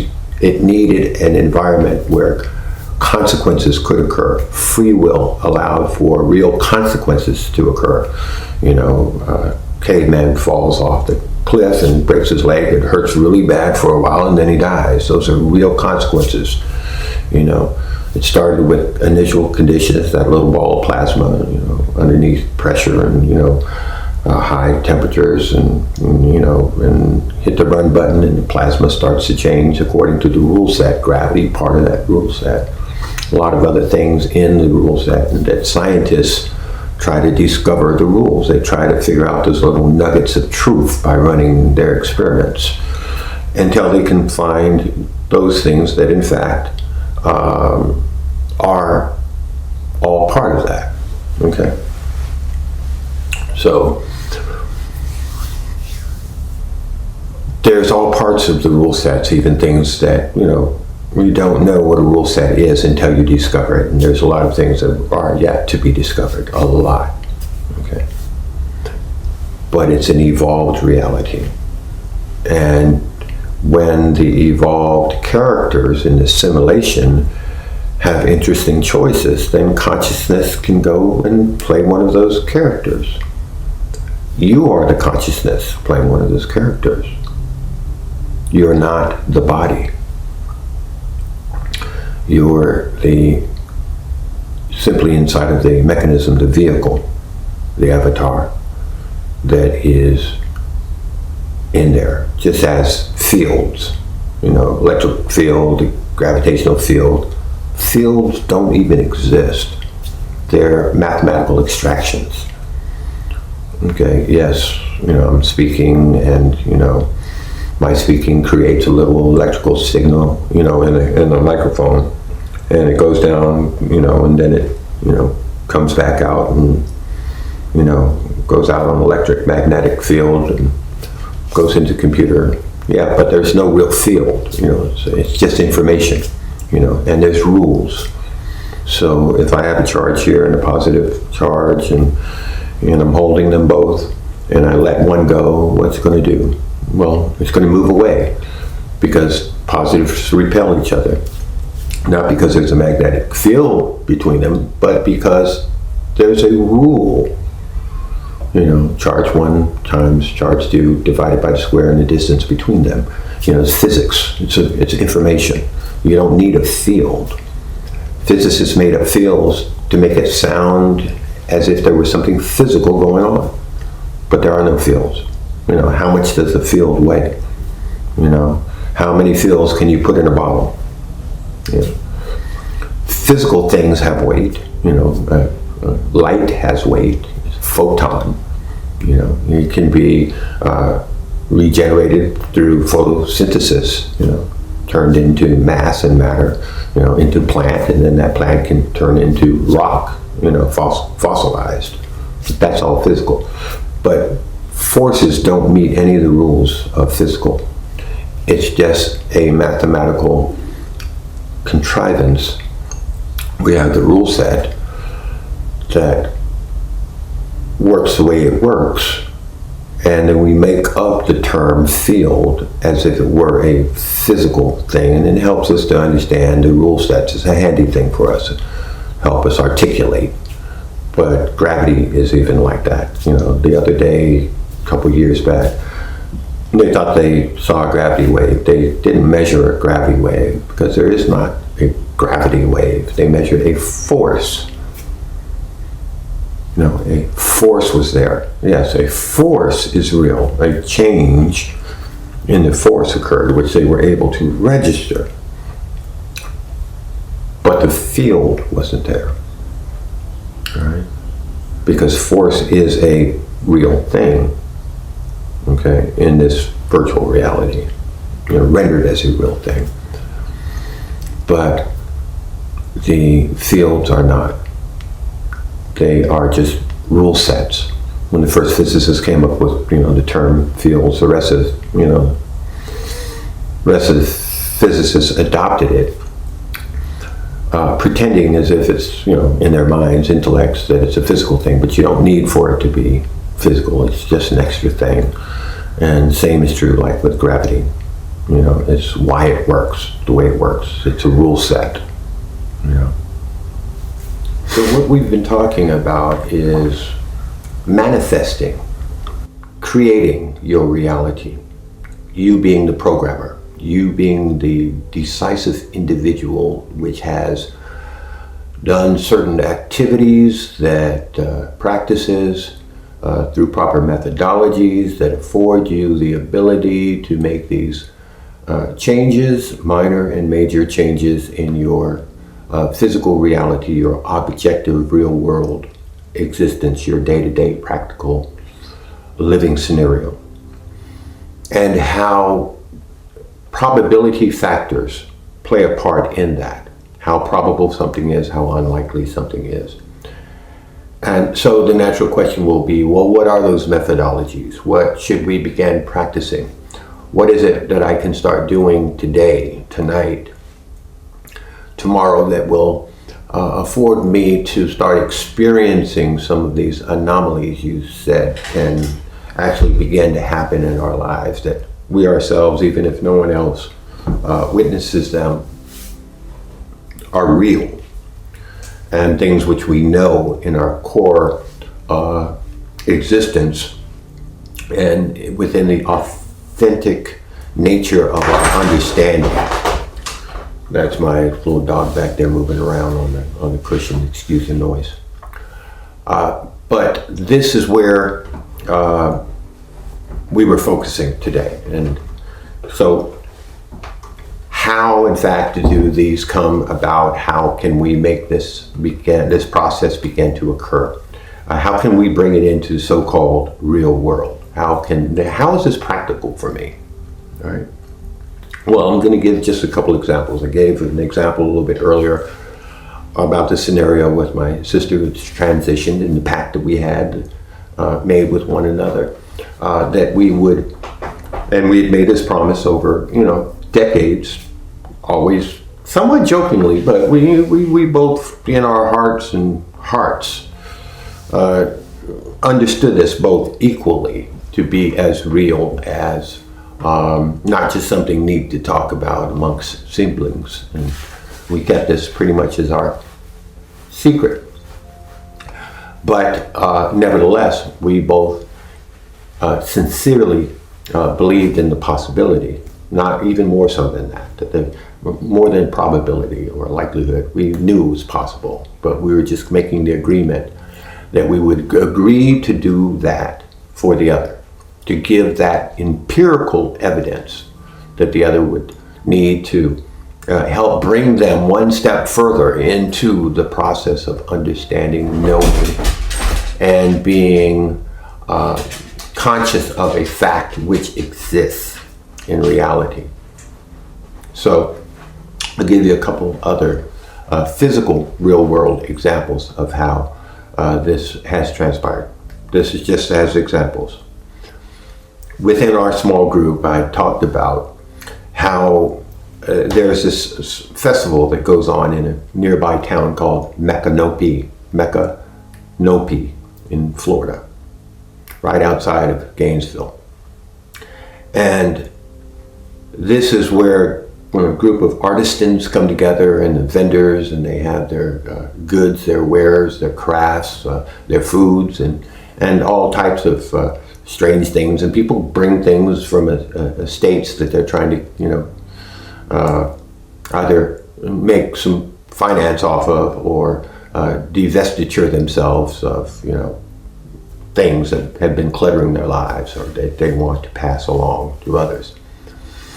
And last year, when I'd gone there because of some previous positive experiences, I went back over to an area that's off to the right-hand side as you're coming in from the back of Mekanopi. And there's a kind of a cluster, a hodgepodge of tables and people over there, maybe about 30 or so in this particular square.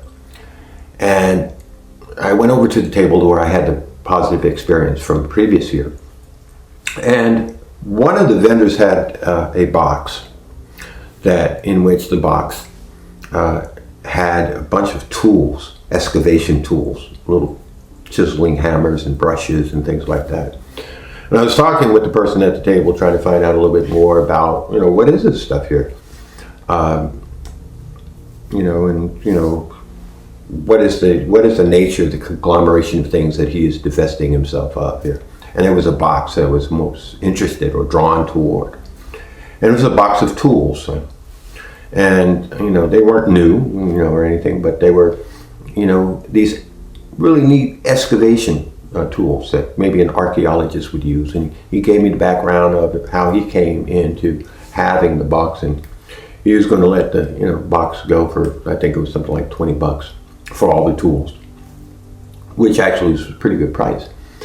But I said, well, what can I, does it have to be as a collection, or can I pick out something? And he says, yeah, sure, I'm out here to make $1, pick out what you want.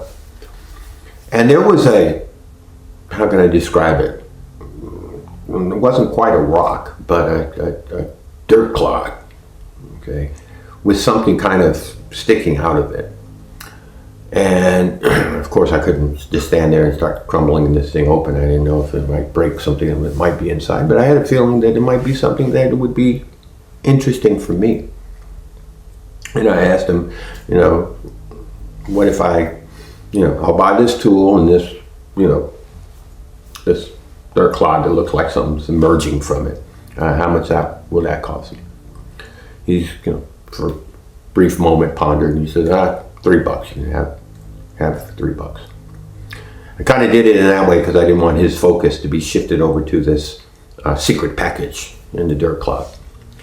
And so I gave him the $3 and picked up my little tool and the dirt clod and took it home. What was interesting is that what was inside was similar to something that I had been desiring, that I had been saying to myself, wow, wouldn't it be neat if I could find X, Y, or Z?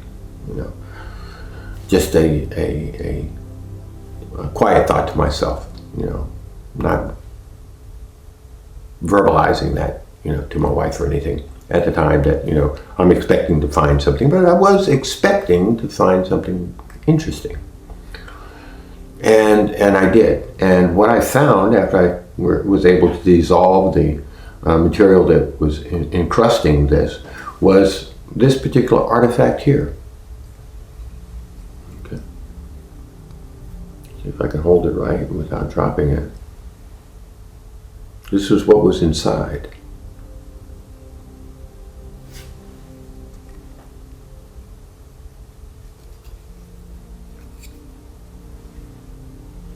I've tried to take it by the university to have someone date this for me and maybe give me some more information as to exactly what it is.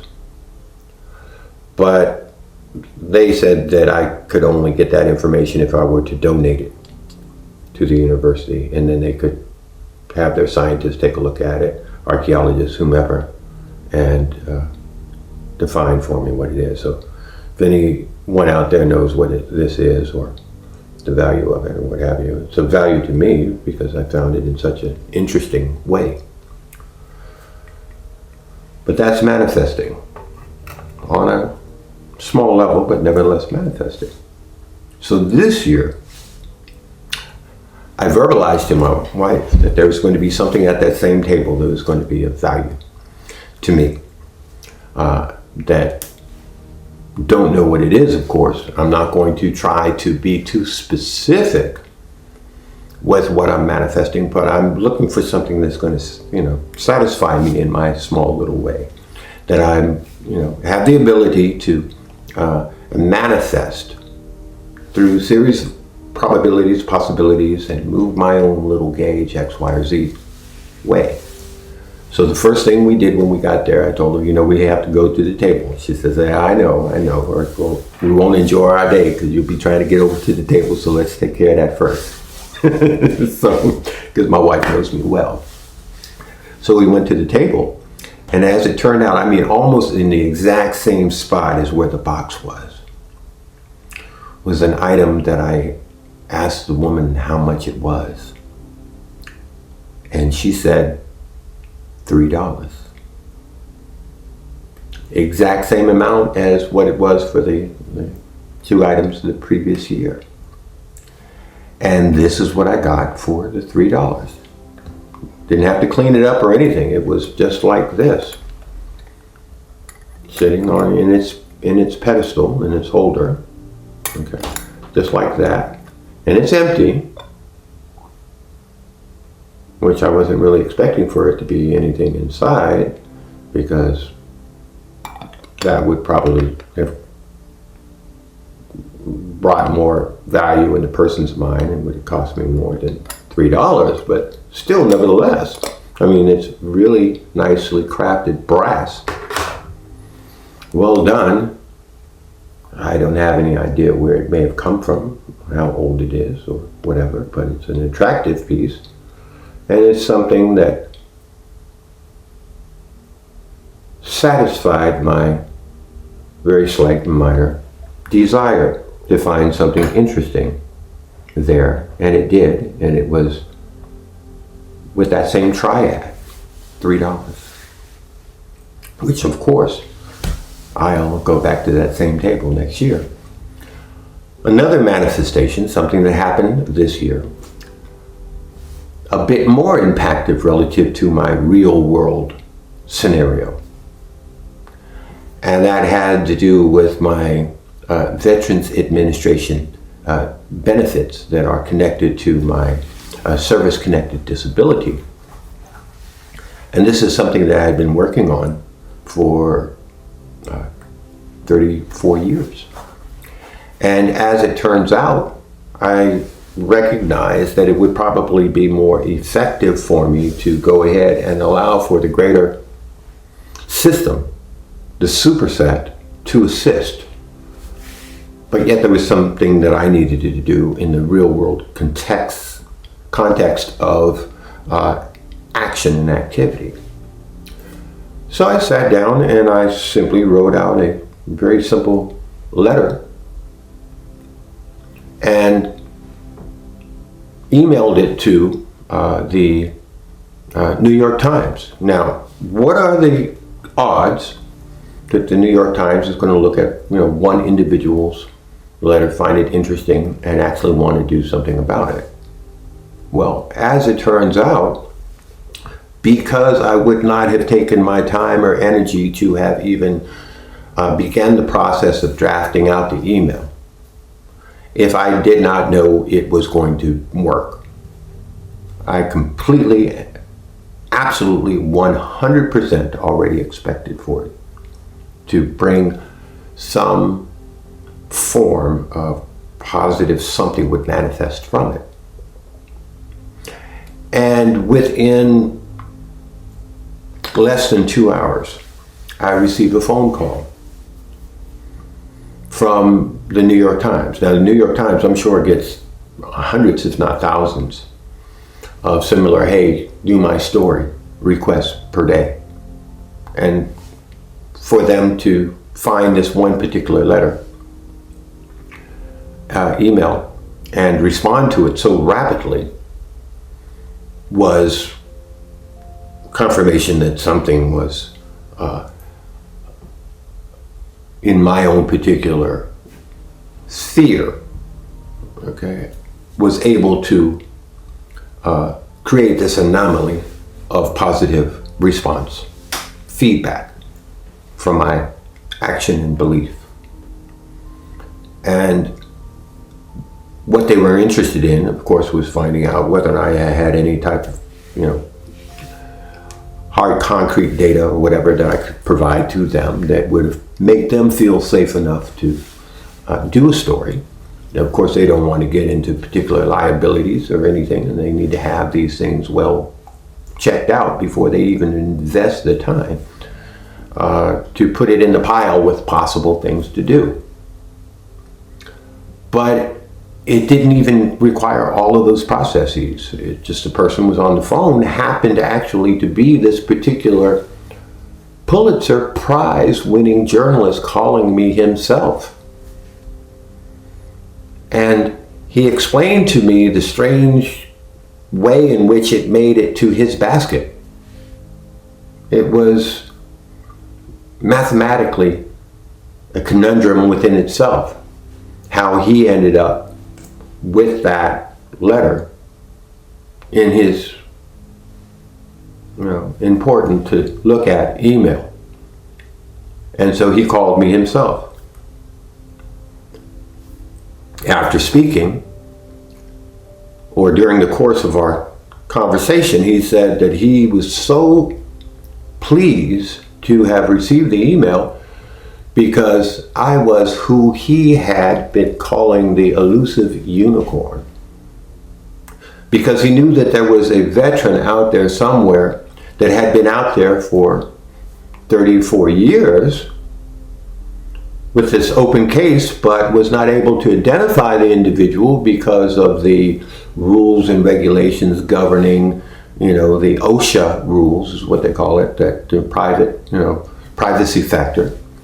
So, but yet he had heard in particular congressional hearings and senatorial hearings and discussions about the Veterans Administration and the budget and the way that the VA was not working for veterans, kept hearing about this particular individual who's been fighting his case. There's still an open application since 1982. And how this thing is still languishing its way through the system. But even with all of his prodding and his inside people and, his whisperers, or what they would call whistleblowers that, don't necessarily want to jeopardize their job, but he still wasn't able to find out my name. And so he seemed more excited about talking with me than I was about talking with him. He said it was just to him like a miracle that this, dropped in his email, that he had been trying to do this. And this person is a Pulitzer Prize winning journalist because of his activistness, relative to human rights. And one of his particular passions is Veterans Affairs. So he told me, I'll find, we'll do the story. I'll find it within the budget. And, just tell me when, would be a good time for me to, have the New York Times fly me down. And I said, sooner the better. It's better to go ahead and try to do these things. Anything can happen. So he looked at his calendar and he said, how about such a date? I said, I'll be here and I'll be ready for you. I'll send ahead material to you, to your same email. And then he said, no, send it to this email. And he gave me another email. And I sent the preliminary data to him that he could read and review, so that when he came in, and then he called me up and said, I'm going to be sending a photographer from a nearby town, one of our affiliate photographers, to take some pictures of you, a couple days before I get there. And then we'll spend the day, talking about your case. And then they ended up, wrote a fantastic story, which was a cover feature story in the New York Times on my particular issue. And that's what you're seeing here, is the story that was published. And of course, the way as it always does, as soon as it, was published, it hit the greater community, because of the nature of what it exposed in the ineptness of the bureaucracy, that it was now no longer the elusive unicorn. It was now someone who has a real story that was jeopardizing the economic welfare of those in the power states. And immediately I started receiving calls from people very high up the totem pole, way up the food chain, telling me that we're going to take care of this right away. And even though I had been going back and forth with these letters for decades, with the same type of lies and the rest of it, it wasn't until that occurred, based upon me understanding finally, to that extent, that it was up to me to trust and utilize the force within the system to have its will impact my outcome. And almost, it was unbelievable. I received a letter within, I guess perhaps it was 6 days.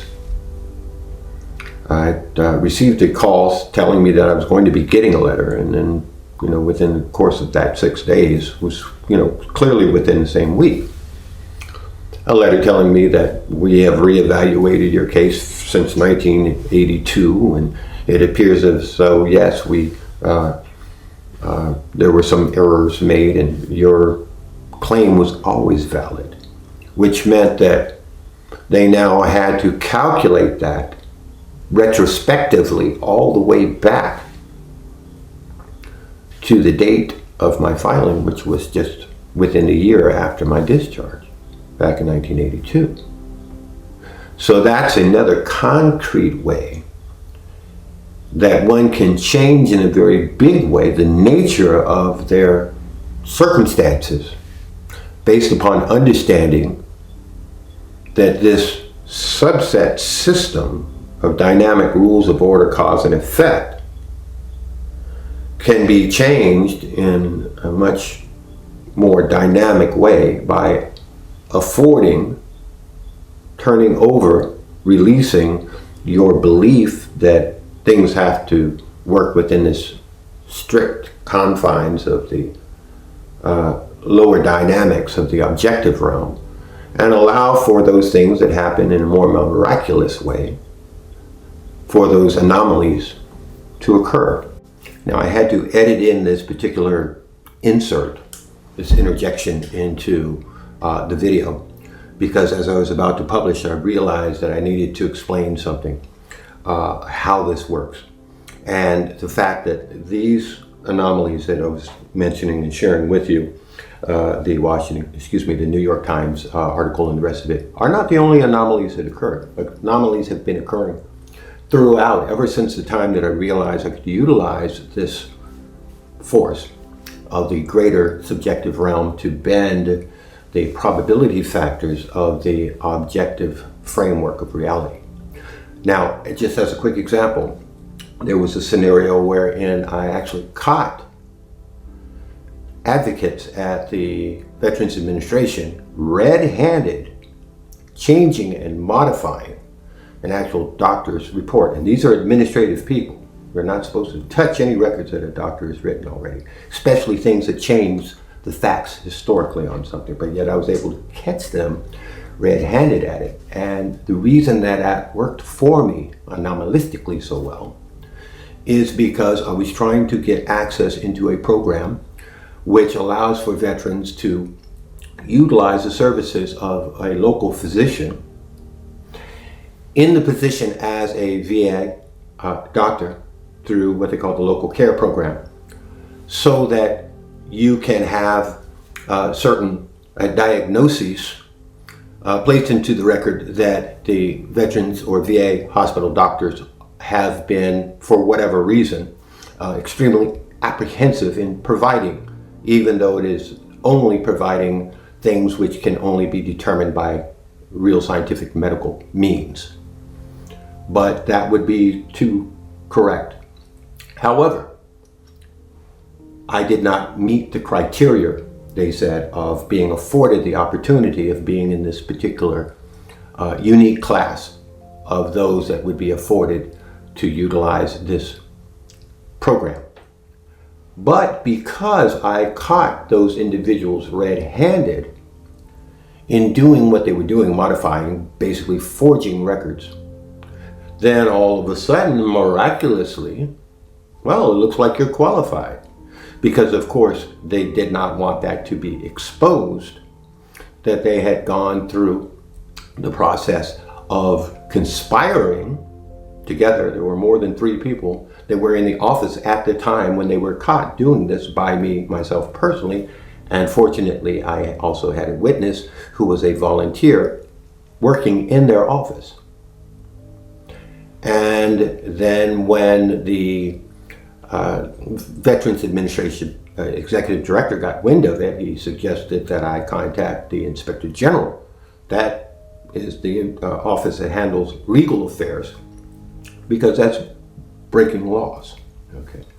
So all of a sudden, of course, now I can be a part of this program that I'd been trying to get into, that everyone was telling me I couldn't. But not only things of that nature, I had an appointment which I needed to have done at what they call comp and pen, compensation and pension, where when I got there, the physician that was going to be running the tests and the evaluations, I could tell immediately was of a very racist nature. And that was not someone that I wanted handling my very important exam. And I said, I want to go ahead and record this, because I have seen wherein I've had examinations, I've seen the reports that doctors are telling me they're going to put out, but then when I see the report, it's completely different than what transpired, so I'm going to record it. She had an issue with that, and I said, well, contact your supervisor immediately, because I need to have someone else do the exam. Well, as it turned out, when I went to get a report of the exam, a copy of the report from the examination,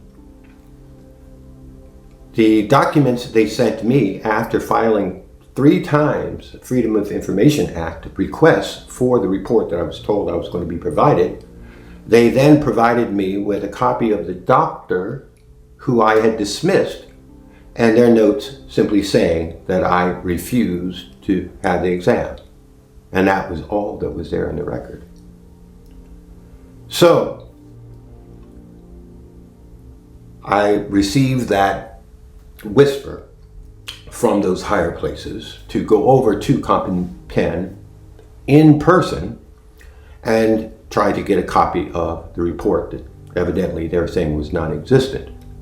However, I also knew that they do not give you reports at Comp and Pen. They will refer you either to what they call regional or to headquarters for those.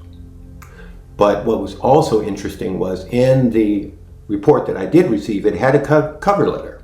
And the cover letter stated that you cannot use this material in your notice of disagreement rebuttal because we already have it. And since we already have it, it's not what they call new and material. Those are the legal terms that they use for that.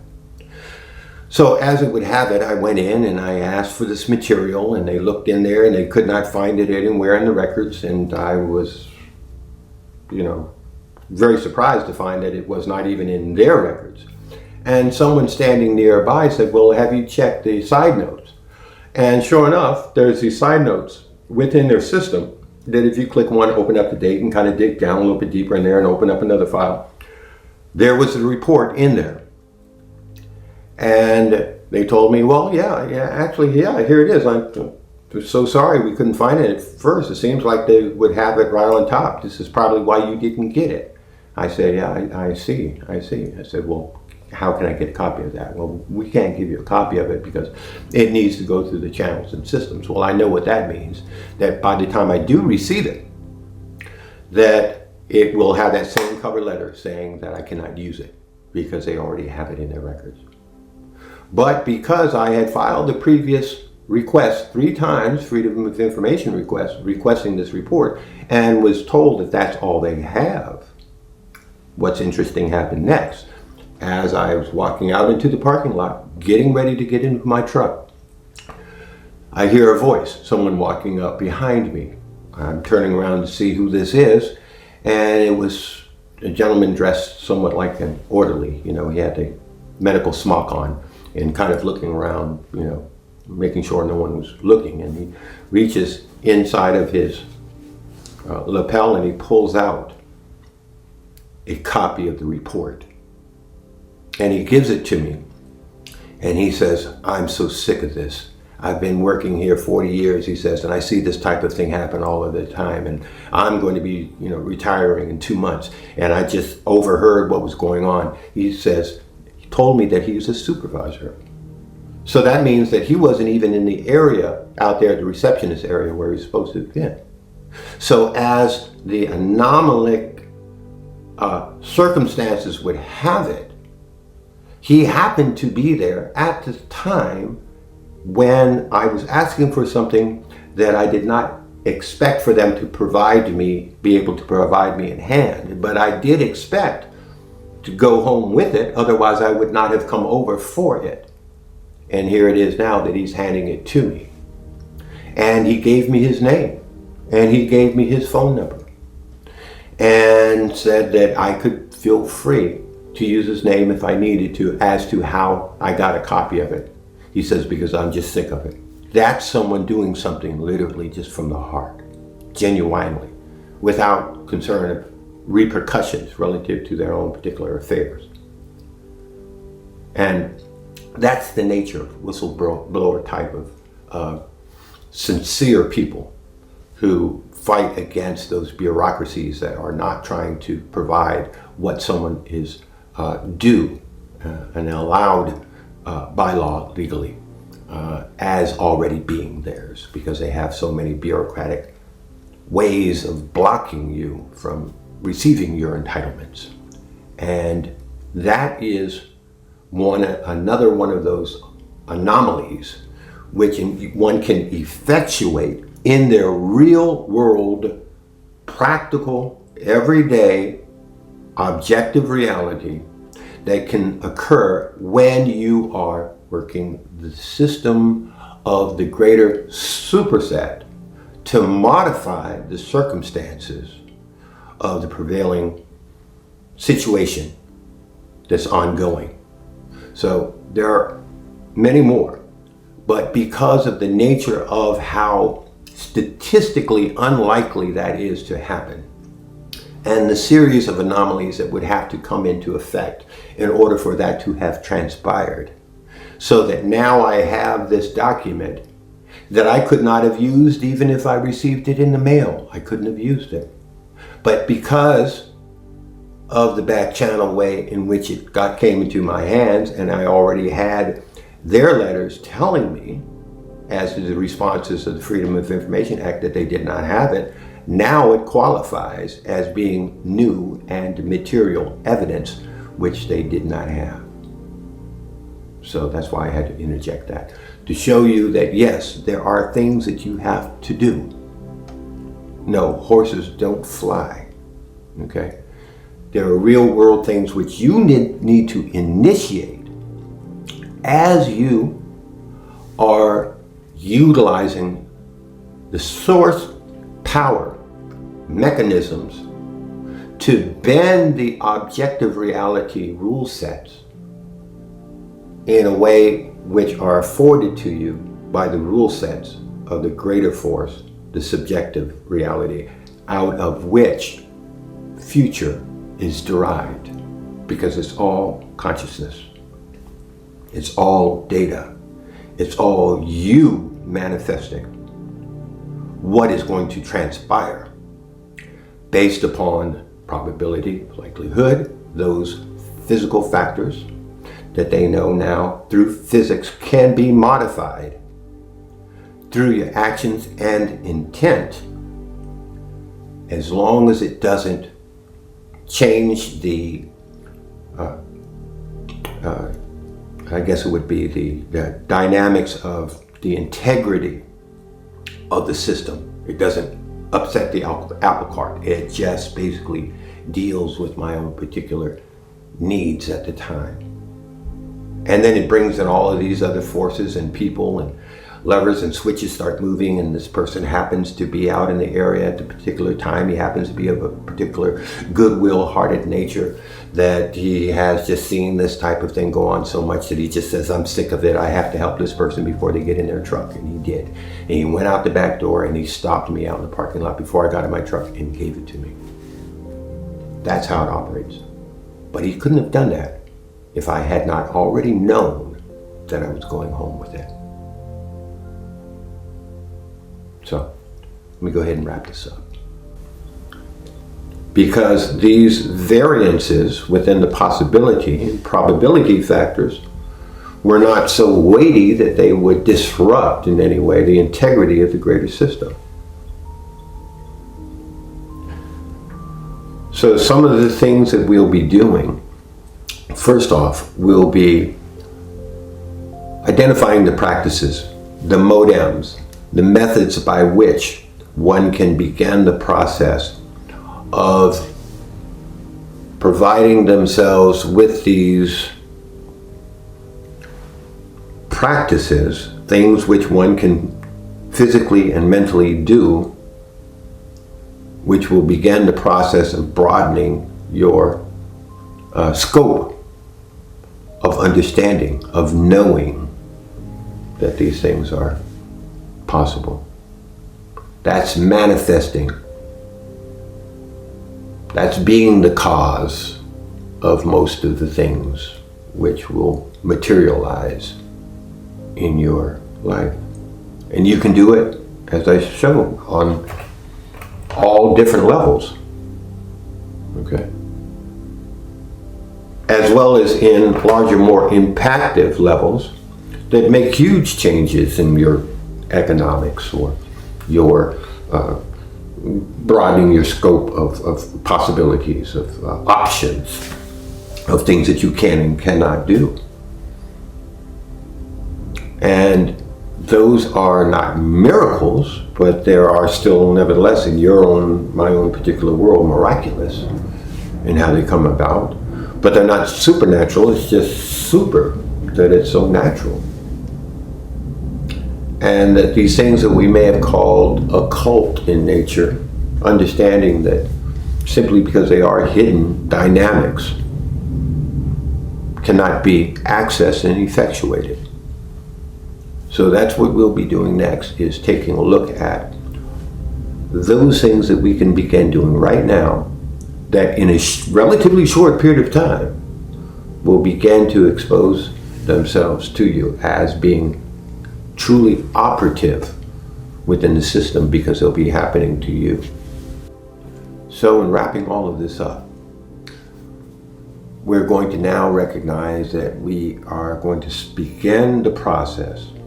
We're going to now start